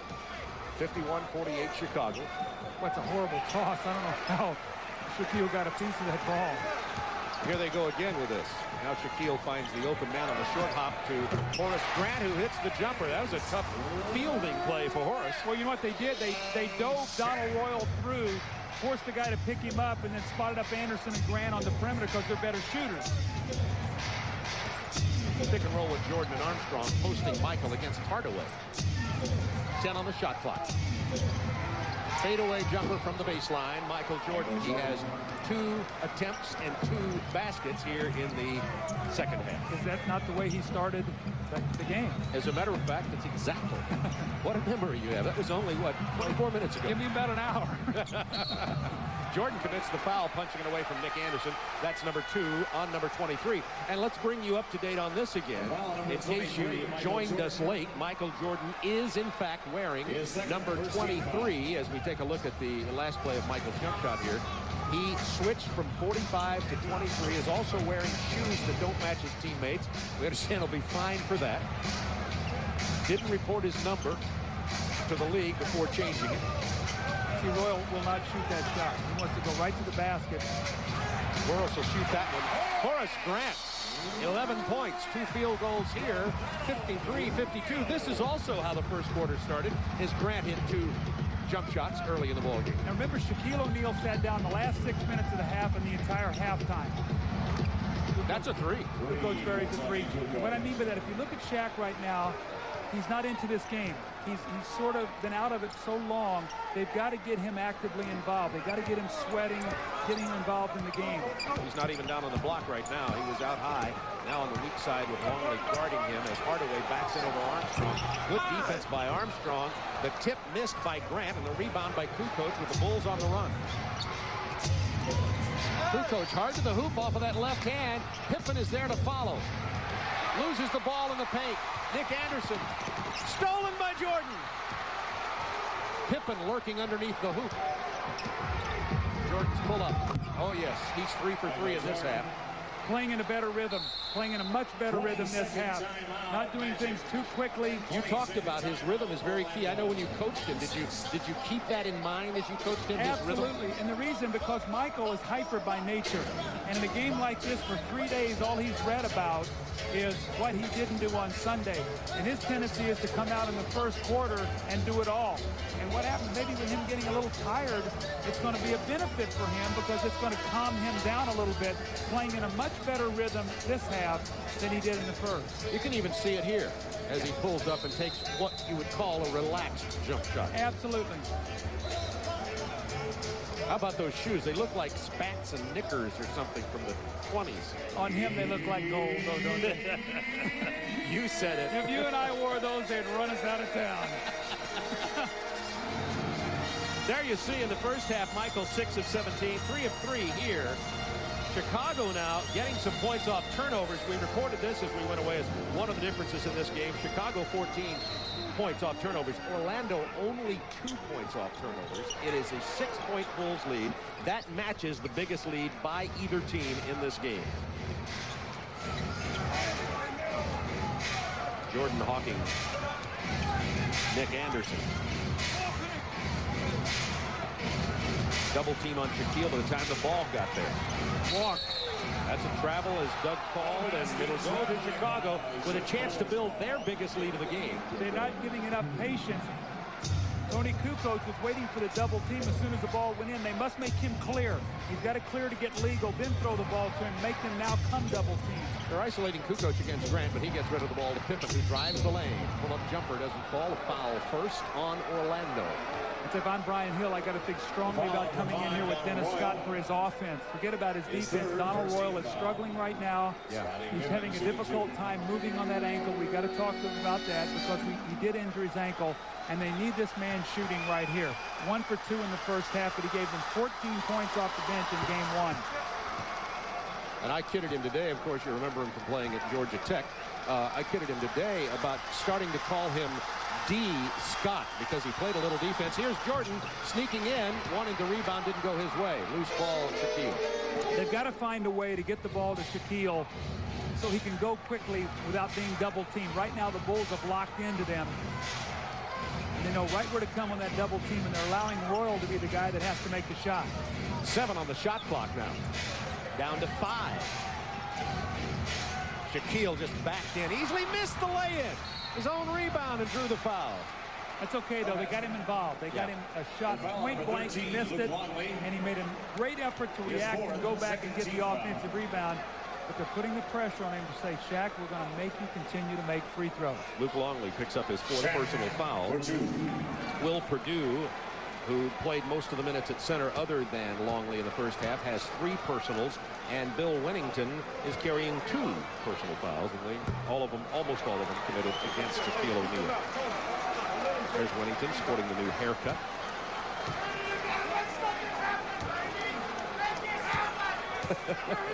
I guess you heard our fan here talking to Shaquille, or was he talking to you, Doug? I think he was talking to Penny Hardaway. You got to make something happen. And like Penny goes, no kidding. Like my daughter in the soccer game the other day, I said, come on, Kelly, you need a goal. And she goes, really, Dad? Little league father. Little league father. 7:48 to go, third quarter. 10 on the shot clock for Chicago. Jordan 3 for 3. Make it 4 for 4, and there is no question he is slowed down in more of a rhythm. Doug, you hit that right on the button.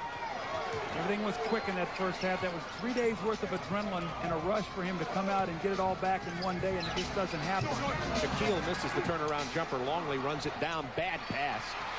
Horace Grant stepped in for the steal. Shaquille with a monster jam and the foul on Longley. That's 5.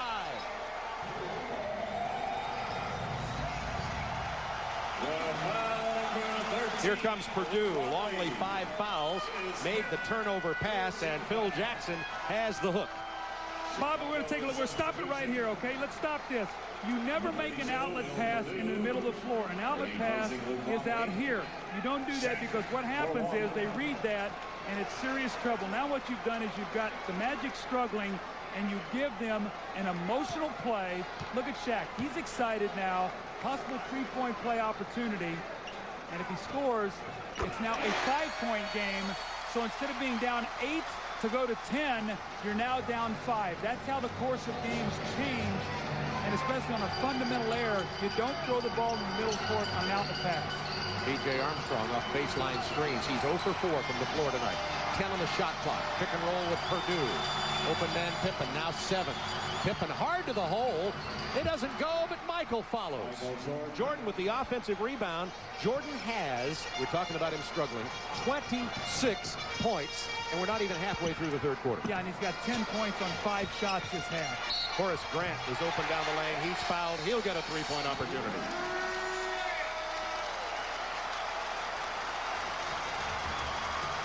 Horace Grant, Michael Jordan, Scottie Pippen. You wonder why they won 3 championships in Chicago. Foul is on Kukoc. The NBA playoffs on TV. Chicago 63-58 midway through the third quarter. Well, it was a very big hoop-de-doo at the United Center in Chicago when Michael and his family was there to raise number 23 to the Rafters as he would forever be remembered. But what? There's 23 here tonight. He retired 45. Greg? Well, Bob, when 23 was raised to the Rafters, number 23 also raised in value. Equipment manager John Linkmanowski has carried several jerseys with him all season for special charity events. Now, Michael decided after Sunday's game that he may go back to number 23. He told nobody. Phil Jackson, I talked to him at halftime, said he found out when they came out like the rest of us at the beginning of the game. Wow, actually he told me on Monday, but I was sworn to secrecy, and I think I've done a darn good job of holding it in. Don't you, Doug? I always knew you could keep a secret. Michael Jordan, 5 of 5 in the third, 26 points, 11 of 22 field goals now, 4 steals, which has been a significant contribution he's made that should not go unnoticed. As Grant misses the free throw, Purdue with the rebound. And we keep a track of Jordan's field goal shots and his points. Right now, 26 points, 22 field goal attempts. He starts getting up over 1.4 per possession, and you're in trouble. Pippen with 7 on the shot clock. Donald Royal defending Scotty. Down to Purdue. Couldn't handle the pass. 5-point Bulls lead. Bulls had an opportunity to build it to 10. Bad pass from Longley turned into a 3-point play. That's how we got to 5, and it could be even less. They go down to Shaq against the double team. Rebound Pippen. Shaquille better get back. He's got 3 fouls. He doesn't want to commit a silly one just because he missed the shot. B.J. Armstrong hits his first bucket of the game. And if you like him at all, and you got to like B.J. Armstrong, you have to feel good that finally he gets one to go down. Well, again, the transition offense, when Chicago gets early looks in transition, they run B.J. ahead. They give him those opportunities. He's going to make the majority of those. This is the guy they need to get moving right now, Anthony Hardaway. Hardaway wanted to go for the leaning jumper, didn't go, and Grant took it anyway, and the foul underneath the hoop. Whistle, score the basket, and a loose ball foul is on Orlando. I think it's on Shaquille O'Neal. That's 4. That's right. He pushed significant, off Doug. Oh, big time. No, I think he pushed off on Michael Jordan when they were going for the loose ball. Now, if you're Brian Hill, what do? You're down 6. He's already set out about 6 minutes of the second quarter with fouls. You roll dice, you leave him on the floor, and he gets 5, and they say, Coach, why'd you leave him in? You take him out, and you go down 12, and they say, Coach, why'd you take him out? So you better hope that he stays away from fouls right now, and your team stays in the game. Pippen for 3. That's a big bucket, and the Bulls have built their biggest lead, 69-60, with 5:12 to go in the third, and Shaquille with 4 fouls. I still say Anthony Hardaway has got to be more aggressive going to the basket. There he was, and B.J. Armstrong commits the foul. He has to score, because right now when you go into the double team on Shaquille O'Neal, they're forcing Donald Royal to take the outside shot. Dennis Scott is now on the floor, so you've got 3 perimeter guys, but Anthony Hardaway in foul trouble must get his team to the basket. There's Scottie Pippen once again loading up the 3, and he and Michael Jordan have come alive. Remember, 10 for 33 in game 1. Now combined they are 16 for 31, so they're shooting over 50%. GMC scoreboard from last night's action in the playoffs. Phoenix throwing up 130 points at home against Houston. 7-point Bulls lead, 4:59 to go. Third quarter, Bob Neal, Doug Collins, Greg Sager with you from the Arena in Orlando, Florida. Bulls hoping to even the series. Jordan has not missed in the second half, now has 28 points. I still think that as he got rid of that nervous adrenaline, he's settled into a rhythm now. He's playing great basketball. This is bad news if you're a Magic fan. You better hope you can maybe get another foul on him going against Nick Anderson. That's exactly what Nick Anderson did as he drives into Michael Jordan. And that'll be 3 against Michael. The foul number 23, Michael Jordan. It's Michael Jordan. Now, we talked about the weak side options, and this is what happens when you get Michael on the weak side. It gives him an opportunity to go either baseline or to the middle. When he gets on the strong side of that triangle, you can push him baseline down to people. So Brian Hill talked about the opportunities for Michael Jordan tonight, coming more on the weak side, and Michael now getting to the middle of the floor, elevating. Now shooting 12 for 23, his percentage up over 50%.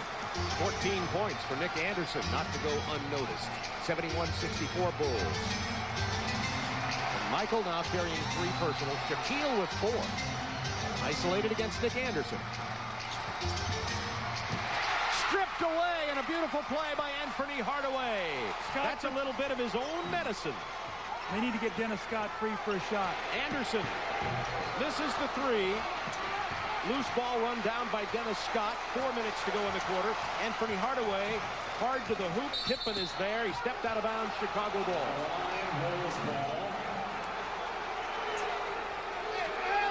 We're going to watch Michael Jordan here now. This is called the weak side of the triangle. We'll stop it right here. Over here is the strong side. And when they cut through, he gets to the weak side. We stop it right here. Now he can go baseline or he can come middle. He's got both options. This time Anthony Hardaway gives him help because we stop it right there. He is right in the lane, and here's great help from behind. But when you give Michael the option to go either way, he's almost impossible to defend. And we have a Chicago timeout on the floor with the Bulls up 71-64. Orlando on the wrong end of a 71-64 score for them. They're trying to maintain their dominance at home. Well, they've got to overcome three things. We always look for trends in the NBA title. The last team to lead the league in scoring and win was the Warriors. So there's one thing they've got to overcome. The last in free throw percentage, the team to do it, is the Lakers. And the third is the worst or losing road record. And the last team was the Bullets. So they got three things they've got to try to overcome to win the championship this year. Pippen rims it up. Michael Jordan, again, perfect in the second half. Shaquille O'Neal sitting down. They've got to be able to maintain touch with the field here. They got outscored 15-12 with Shaquille down on the bench for 6 minutes in the first half. Dennis Scott forces up a three, but the weak side rebound goes to Nick Anderson. Takes it in hard, back to Grant from 17. He won't miss many of those. Horace is playing great. Horace, the first time he played against Chicago was totally out of sync. He was so wired up. They got beat by 30-plus points. Since that point in time, he settled into a rhythm. And if you remember correctly, in Game 1, he had 10 big third-quarter points when they really needed it. He has that tonight, 17 in the game. 71-66 Chicago, 3:16 to go, third quarter. Michael Jordan came out of the second half on fire. Kukoc hard to the hoop. What a shot by Toy. When he goes to his left, he is magical down on the baseline. Well, he can also pass, too, so you have to be so very careful to make the total commitment because he will drop that ball off to somebody for an easy dunk. Hardaway posting against BJ. They'll have to double-team him. Wennington was late getting there. Phil Jackson just exploded off the bench at Bill Wennington. See, Bill Wennington has not been a factor with his shooting. When with Tree Rollins in the game, they could get him a screen roll jump shot on the baseline. Let's see if they can free him up.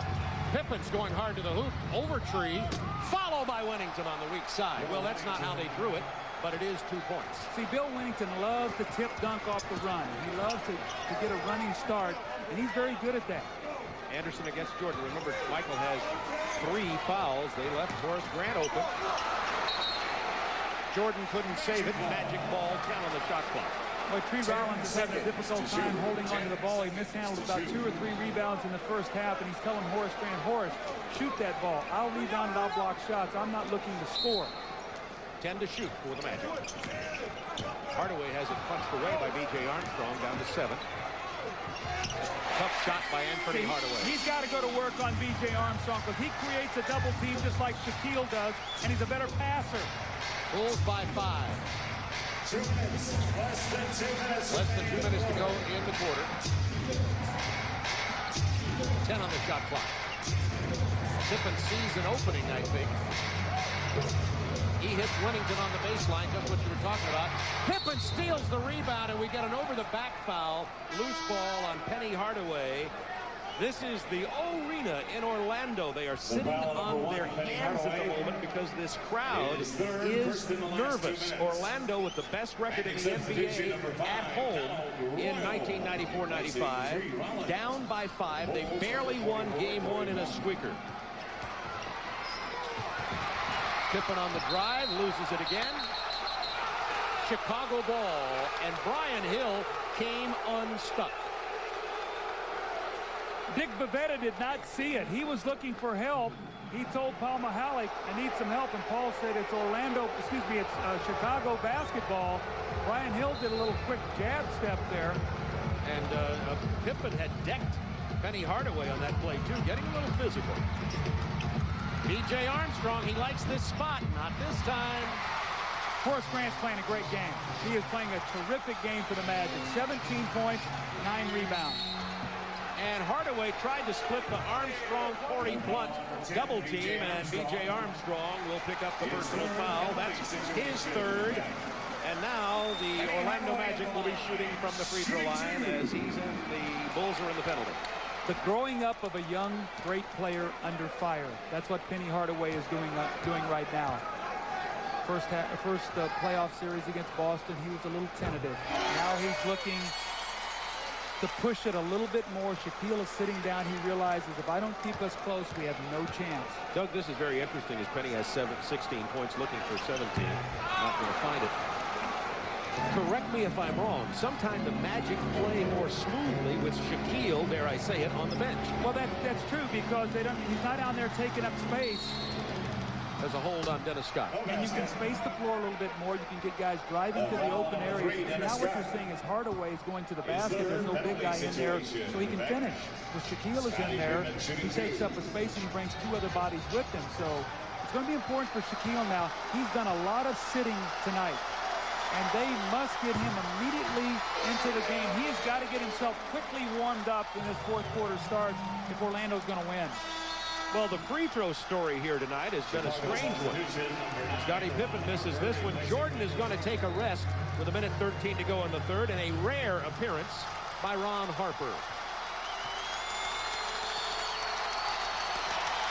Pippen gets one of the two, and the Bulls lead it by 5 with 1:13 remaining. Some full court pressure. You'd have to think that Orlando says we feel pretty lucky right now. Shaquille set down with 12 minutes of fouls, and we're only down 5 points right now. And Dennis Scott's only got 1 field goal for us. This happened with them in Boston. They held up very well with Shaq on the bench in the second quarter. Game 3 there. How about Dennis Scott? He needs to hit one. There he is. Rims it out of there. Blunt with the rebound. 50 seconds to go in the quarter. Scott with the foul, blocking Scottie Pippen out at half court. Foul number 3. And that's 4 on Dennis Scott. Penalty situation, in effect. And that could, you get the foul situation going on Dennis Scott, and you could also run into a problem with Scott when the Orlando Magic will need his offense in the fourth quarter. Pippen drops the free throw. And we're going to get Brian Shaw in, and Scott down with only 47 seconds to go in the quarter. Replacing Dennis Scott. And Steve Kerr is about to check in here for Chicago. Nope, they're going to decide instead to send in Pete Myers. For the Bulls, number 20, Pete Myers, replacing B.J. Armstrong. And B.J. Armstrong will sit out. Bulls want some defense to be played here with 47 seconds to go in the third quarter.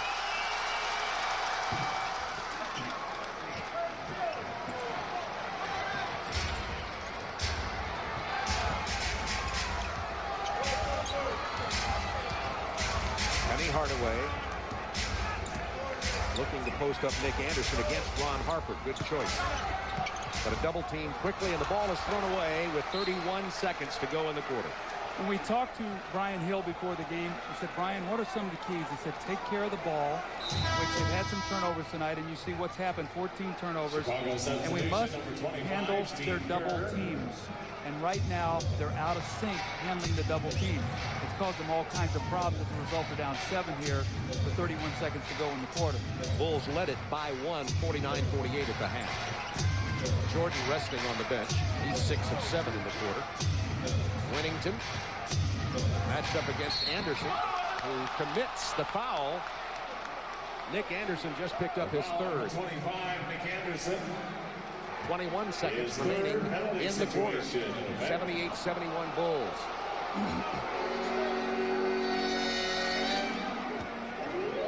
Now Kerr will sit down, and we'll get Ron Harper on the floor.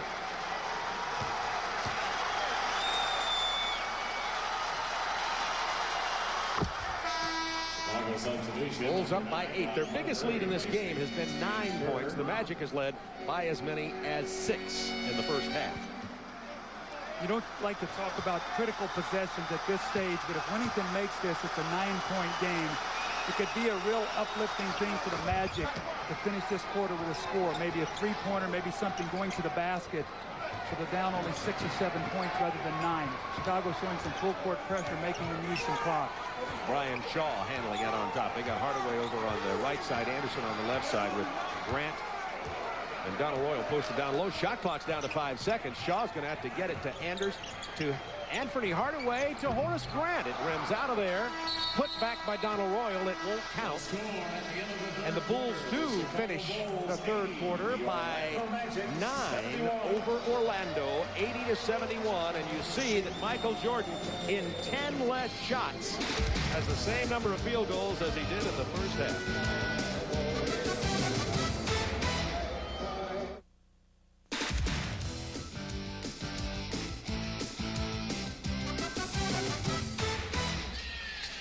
12 minutes remaining from the Arena in Orlando, Florida. Chicago outscored the Magic 31-23 in the third. That's the first time Orlando has given up 30 points in a quarter in the playoffs. Orlando came into this game leading the NBA in points defense in the playoffs, allowing only 87 a game. Already the Bulls have 80 going into the final 12 minutes. Michael Jordan back on the floor. Shaquille likewise. Shaquille carrying 4 personal fouls. Michael has 3. Will Perdue is in at center for Chicago, and Judd Bushler in at forward. Well, Shaquille in that third quarter before he got into foul trouble, Bobby, was 1 for 5 from the floor with 2 for 3 from the free throw line, 4 points. They're going to need a big-time effort from him in this fourth quarter. And this is a time when normally Shaquille touches the ball less than at any other time in the game. Shaw driving into traffic, loose ball, Shaquille rattles it in. They're going to also need some play from Brian Shaw. I said that in the first half.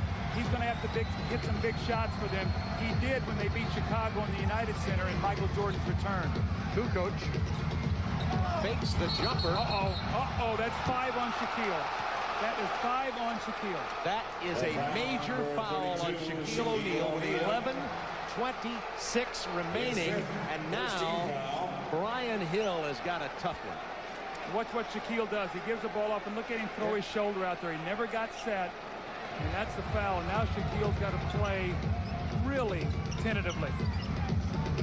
Kukoc will try the 3 over Horace Grant. In and out of there. Rebound. Shaquille O'Neal. But remember, with Shaquille on the bench much of the second quarter, for much of that time, Orlando played very well. On the game, they've been outscored 24-22 with Shaquille sitting down. So if they score here and get this back to like 5 points, they might take Shaq and sit him down. Shaw with a big bucket. Brian Shaw driving hard to the hoop. Remember, he's the veteran. Judd Bushler very quickly back. He misses. Kukoc follows. Boy, Orlando fell asleep. Horace Grant is really upset. No one getting back on defense. Not only did Kukoc miss the layup, but they allow, Bushler, but they allowed Kukoc to get the dunk. Shaw lobbing into Shaquille, who missed the jam. Judd Bushler, cool head prevailing. Lob to Perdue. There's a bullet in there. He can't get it. Bushler follows. Oh, he's playing a lot of intangible jumping around, picking up the loose pieces basketball. 9-point Bulls lead. How about this? Jack misses a dunk that could cut it to 7. They give up the dunk or the tip in to make it 9.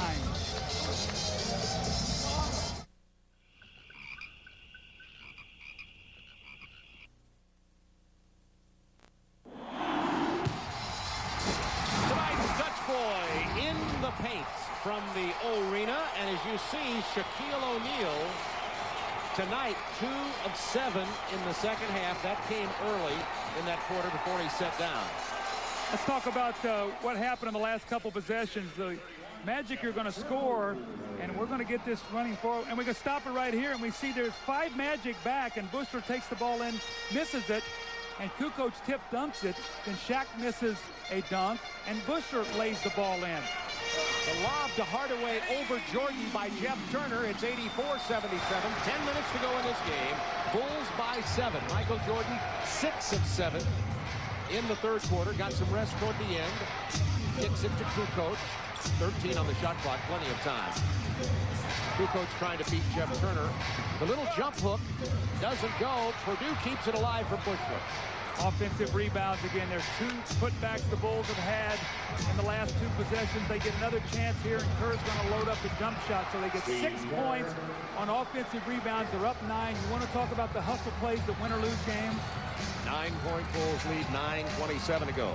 It is Shaw and Hardaway at the guard. Anderson, Jeff Turner, and Horace Grant with Shaquille on the bench with 5 fouls.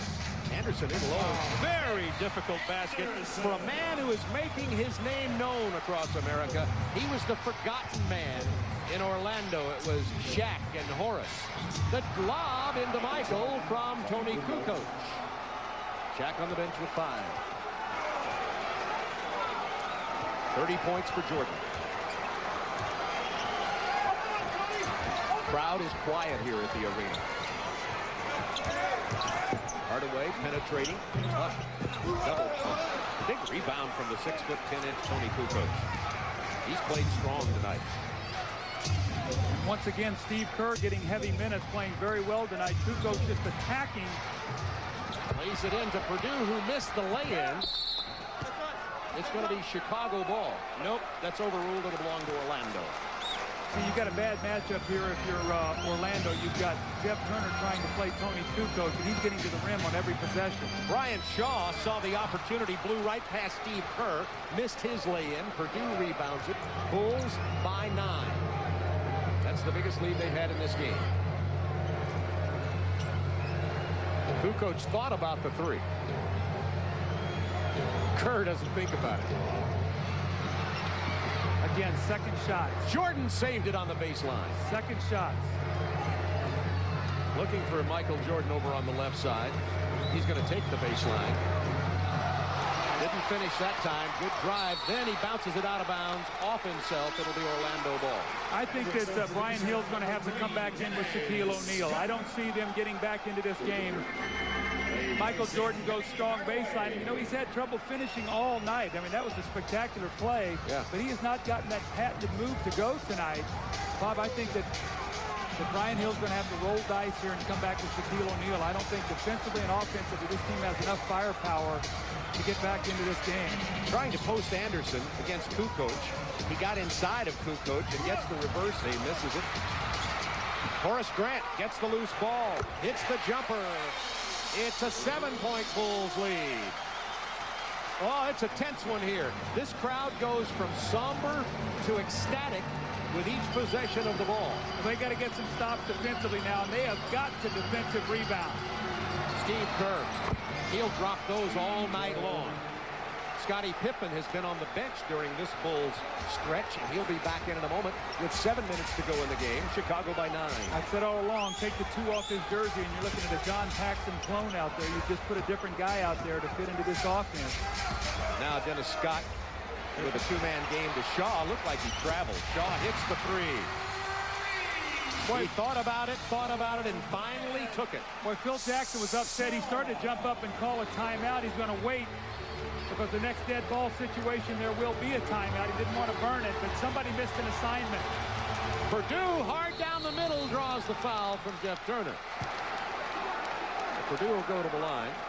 6:32 to go in the game. The foul number 31, Jeff Turner. His second. That's only 2 on Turner. Foul. And now there is a timeout on the floor. And Jordan grabs Tony Kukoc before he could go over to talk to Dick Bavetta, the referee. We'll be right back to Orlando. Like armor. Also, I figured it protected like armor. By 6 with 6:32 to go. Well, you cannot let Steve Kerr do this. Come off a screen and leave him alone. They do not get to him, and he buries the outside jump shot. And again, we talked about John Paxson, the hero so many years of the Chicago Bulls, spotting up and making those open jump shots. He's now a radio announcer. But through the years, he had some big shots. In the Lakers series, I remember when they won it. In Game 4, he had Game 5, he had a big fourth quarter. And then remember the three-pointer against Phoenix to seal their 3rd championship. Bill Purdue at the free throw line. 5 points, 7 rebounds for Purdue, and he knocks down the free throw.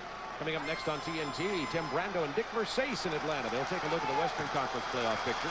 Dick will take a look at the sometimes offbeat world of coaching in the NBA playoffs. I'd say coaching is always offbeat.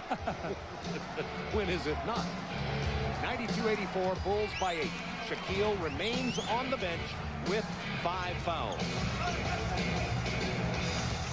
Nick Anderson.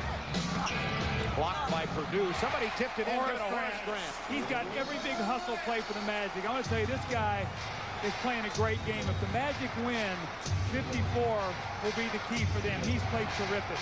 21 points, 12 rebounds for Horace Grant. Jordan, pull-up jumper. It'll go down easy. Oh, his rhythm is there. It's a nightmare when he gets like that. 32 points for Michael. 94-86, Bulls by 8. Ryan Shaw's been playing big in this half. Magic playing small. Biggest man they have on the floor is Horace Grant. He gets it from the free throw line. Doesn't get this one to fall. That's about one of only a very few. Jordan turned it over. Here comes Dennis Scott to Shaw. Dennis Scott missed the three. Can't find it. They just need Dennis Scott so badly, Bob. He's got one field goal on the night. 20 seconds. That was a steal reminiscent of the Nick Anderson steal, not the same place before, late in the ball game that caused Chicago to lose it. And Phil Jackson is out with some hard words for Michael. That's an interesting thing to watch. I think he's saying, look, Michael, we got an 8-point lead. Let's make sure every time down we get a good shot. You know, Michael says, okay, coach, you're right. They're up 8. Because that shot right there could have cut it to a 5-point game. That's how big that miss was. 5:17 remaining now. Let's check the team foul situation. The Bulls have not committed any team fouls in this quarter. The Magic have committed 2, so that's the story there. Shaquille O'Neal has been on the bench this whole quarter with 5 personal fouls. Looks like he's going to return to action now. Michael Jordan coming off the screen, squaring it up, driving right into the lane, pulling up and shooting the jump shot. We talk about winning on the road. This is what Michael Jordan and his Bulls teams have done. Now, this is just the NBA Finals. But in '91, they were 3-0 versus Portland, 2-1 against Phoenix, 3-1. 8 of 9 road games. That's what you talk about. When you've got to go out and win a big game to be a champion, that's where that home court is thrown out the window when teams start becoming even. And Chicago has always been terrific in the playoffs. We've said this so many times to compare Michael Jordan to a great NFL running back. You know, sometimes an Emmitt Smith will carry the ball. That's a foul on Brian Shaw. An NFL running back like Emmitt Smith will carry the ball maybe 20 times for 80 yards. And you think he's not really getting much done here today. And then he rips off the touchdown run. And that's the case with Michael. He could be struggling, and then will explode in your face. How about on cue? Offensive foul. That's a big play. Oh, my, and that's 4 on Jordan. Not only that, but if it's a block, it's a field goal, possible free throw to push you to 11. This keeps you in the game. Let's watch it. I couldn't tell whether Dennis Scott moved in the air or not. Michael not very happy with that. But the Magic have to be very excited. They've got a chance to stay in this game. They need a big field goal from somebody right now. How about Dennis Scott? He's been dry in this game. Lobbing into Shaquille, punched away by Kukoc. Bulls have it 4-on-1. Pippen. It's another foul. Offensive foul. Wave off another basket. Oh, the Bulls bench exploded down there. 94-86 Bulls, 4:43 to go. It's a 4-on-1 break. Look at this. Nick Anderson is the only guy back. I think that was a good call myself. I do too. You've got to question the pass from Steve Kerr there. Yeah, Steve Kerr passed that ball to the wrong man. I agree. Or Scotty had to touch pass it to the open man on the other side. 4:32 to go. Getting down to critical time here, though. The Magic's got to score. They've got 2 stops here. They've been very fortunate. Here's Shaquille bumping into Will Purdue, and that's one way to score. Remember, Shaquille O'Neal had only taken 5 field goal attempts in the 4th quarter in the playoffs. Well, Will's not going to be able to flop. They're not going to put the 6th foul on him on a flop. He's going to have to stand in there and play tough. Pippen alone steps aside. Pippen out of sync. Horace Grant with his 13th rebound of this game. Down to 3:53. It is tense here in Orlando. Well, Dennis Scott's going to have to hit a jump shot right there. On the baseline, can't find it. 5 to shoot, 4. Three, you see it in the lower left. 2, 1. Nick Anderson had to throw up the prayer. Kept alive by Purdue. The rebound captured by Michael Jordan with 3:30 to go in the game. The Bulls' rotations out of their double team tonight have been great. They're getting to Dennis Scott and forcing him to floor the ball. He's getting no rhythm at all in his jump shot. 8 on the shot clock. 6. Time running out. The fadeaway. Big bucket from Michael Jordan. 8-point Bulls lead. Crowd gets quiet. Timeout Orlando. Bulls trying to even the series at 1 game apiece in Orlando. They're 8 points and 3 minutes, 8 seconds away from doing just that. Michael now with 34 points on 28 shots. And Doug, that's a 1.34 ratio. You pointed out that the closer Michael is to 1 point per field goal attempt, the better off Orlando is defensively. And the closer he gets to 1.3 and 1.4 and 1.5, the bigger the hole Orlando is. Well, what that means for people is when you take the jump shot, and Michael is doing that, if you would take a shot, it's worth 2 points. So if you can get a guy to take a shot for every point, you're doing a pretty good job. In the second half, Michael's 9 for 11. 96-88, 3:08 remaining. The crowd here cheering on the Orlando Magic with the best home record in the NBA in the regular season. They lost Game 2 in round 1 to Boston, remember. This is Game 2 in the semifinals. Shaquille playing with 5 fouls. Hardaway working. Shaquille fouled by Will Purdue. See, this is very frustrating for Shaquille O'Neal. He'd love to go up and dunk the ball. He knows he's not going to be able to do that. And now the pressure's going to be, Shaquille, you're down 8. And not only that, you've got to make free throws probably every trip down the floor. Shaquille 11 of 16 from the free throw line tonight. That's pretty darn good with 23 points. And his time has been limited in the second half with the foul trouble. This is where taking fouls pays off. Not in the first quarter, but right now. And Shaquille has never gotten to the rhythm in this game because of the fouls.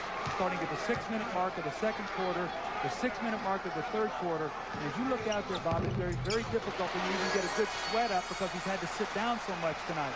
And it makes a lot of difference to him and to another player on the floor wearing number 23 tonight. 96-89, Bulls by 7. The crowd knows this is the time Orlando has to battle back if they're going to maintain their home court domination here. They lead 1 game to none.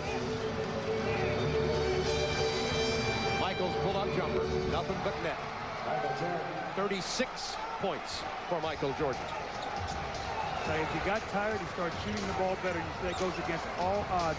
Not if you're a real hyperactive guy like Michael and you're playing out of rhythm because you're trying to do things too quickly. Dennis Scott rubs Michael off the Shaquille O'Neal pick. Horace Grant, who has been so big tonight, is there again, trying to beat his former teammates. Bulls by 7. 2 minutes to go in this ball game. Now each team will have 1 foul to give inside 2 minutes. Pippen in the paint, gets the rattle home. The Bulls have scored 100. 9-point lead with 1:50 to go. Michael and Scotty have combined for 58 points on 22 of 42 attempts. A little bit different from 10 for 33. Which was Game 1's number. From long range, Scott had it blocked by Jordan. Over the back, this could be entertaining. Well, it's entertaining depending on who you're for. It wasn't very much pleasure to the folks here at the arena as the Bulls build their biggest lead on the blocked 3-point attempt from Dennis Scott and the Jordan Jam.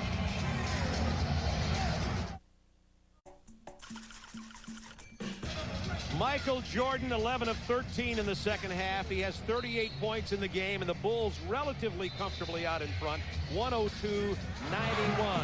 There's the block of Dennis Scott, and here's the Jordan Jam. Not much crowd noise. Well, you know, the thing about great athletes, and Michael Jordan may be the greatest in his sport, maybe the greatest of all time. You wonder what went through his head over the last 3 days. All the questions. Comes out in the first half. He hits his first couple shots. Then he struggles. Shoots 3 for 8 from the free throw line. 6 for 17 from the floor. You wonder at halftime, do you ever question yourself, like, I wonder if I really will be able to get that back? And Michael came out and got into an unbelievable rhythm in the second half. Here's Penny Hardaway with a spinning shot. Michael coming over to try to block the shot. Hardaway back to the free throw line. Speaking of Michael Jordan, I also noted this, Doug, I think you did too, is Michael is isolated. Better hold up while he has the ball. He's famous for putting extra pressure on himself. He comes out tonight and surprises everybody by wearing number 23. That obviously puts more pressure on him to perform. And great theater, isn't it? Oh, that's wonderful. Isn't it great theater when At you his can back expense. it up? You know, there's nothing greater than also doing it after you put yourself in that position. Pippen beat the shot clock. Anderson with the rebound. Under a minute to go. Dennis Scott, somebody looking for a three. Hardaway steps in front of Kukoc. Doesn't have it. O'Neal can't get it. 49 seconds to go. Bulls by 9. And coming up tomorrow night on TNT, a doubleheader. New York and Indiana. That series tied at 1. Houston and Phoenix. Suns leading 1-0. Then on Friday, back with another doubleheader. Doug and I will be up in Chicago for Game 3 of this series. Chicago apparently on the way to tying it here. And then an excellent series, San Antonio and the Lakers. Spurs lead the series 2-0, but now they'll be at the Forum in Los Angeles.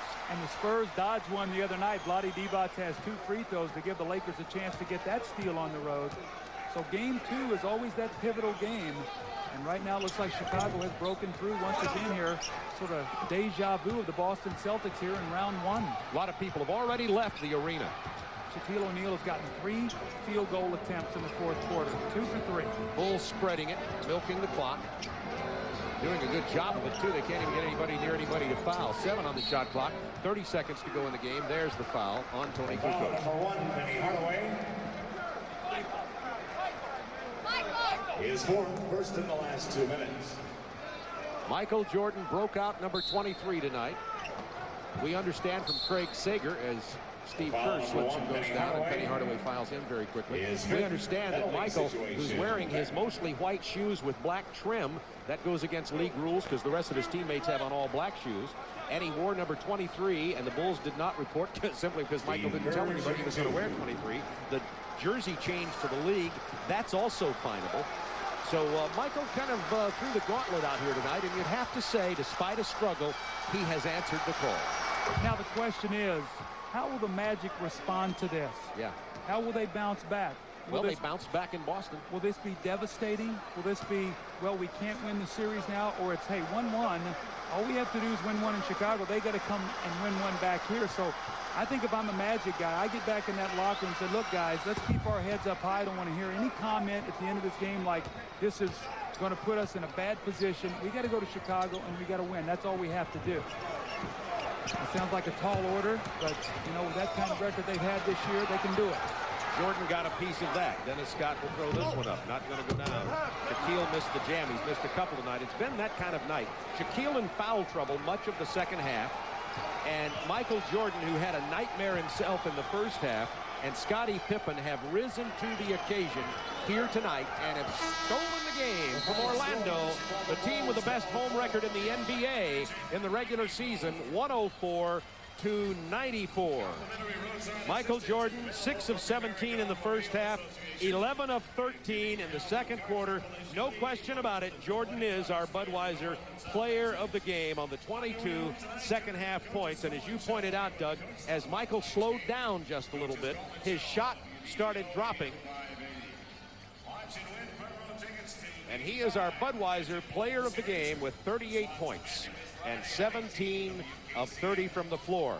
Now this series will go on Friday to Chicago at the United Center, where Michael hasn't been all that happy with his shooting there. Another thing to point out in this game, though, is Scottie Pippen also showed up much bigger in the game with 22 points and 7 rebounds. Look at bench scoring. I talked about bench scoring.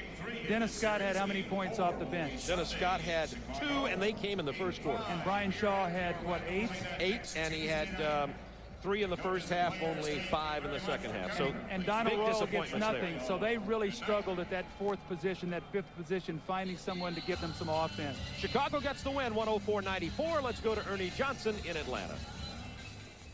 All right. 104-94, the Bulls get game 2 here in Orlando to tie the series at 1 apiece. Scottie Pippen has joined us here. Scottie, when we began this ball game, Doug and I were talking about the fact that both you and Michael had subpar games in terms of offense in game number 1, and that we expected both of you to step back up again. Let's talk about you and what you did in this game and how you felt. You said you had not felt comfortable in some of the things that were going on offensively with the Bulls. How about now, and how about this game? Well, I think what helped us out tonight really was Tony. He was a lot active defensively, and he helped me out. He took a little load off my back by being able to be the double team guy instead of me having a double team, work on Horace, boxing him off the boards, and also pushing the ball up. So with Horace being able to not be effective on the offensive boards, that takes a lot away from their offense. And it was great that Tony had that effort tonight to really help us out. So a defensive adjustment in that sense, which helped you offensively. Well, it was. You know, it allowed me to have some energy where I could be effective on the offensive end. Well, and you were. Well, Scottie, in the first half, when you started out, you played Horace Grant. They come in, you substitute, you have to play Anthony Hardaway. I talked about that, you know, you're probably the premier defensive player at the position, but you and Michael tonight, I mean, you combined for 60 points and only 26 points in game 1. I said something at halftime. I thought Michael was rushing everything, that he was in a hurry, that everything was so fast for him, that I actually thought it was a benefit in the second half for him that he actually sort of calmed down a little bit and took things a little bit slower. Well, he did. You know, I thought Michael had a real good rhythm coming out, and, you know, he felt like he had a good rhythm, but they were forcing him to really kind of force his shot, shooting a little more out of rhythm than what he needed to. I thought he was forcing his shots a little bit too fast, but he finally settled in and picked the defense apart. Also, too, I thought you guys were great in your rotations tonight. You got into the double team. You made them make tough passes out of the double team, nothing crisp, and then you really closed down on their shooters. Tonight, Dennis Scott was 1 for 9, Royal 0 for 3, so at that 5th spot, you get 1 for 12. Well, I think what we were effective at is that everyone rotated in the double team. Last game was more or less me trying to get back to Horace, and he hit a couple big shots on a Sunday. But tonight we rotated, we bothered their shots, and it made a big difference. How do you think this is going to affect the Magic coming into Chicago? How do you think they're going to be? I think this team confidence is pretty high. You know, I think Horace has lifted his team up and let them know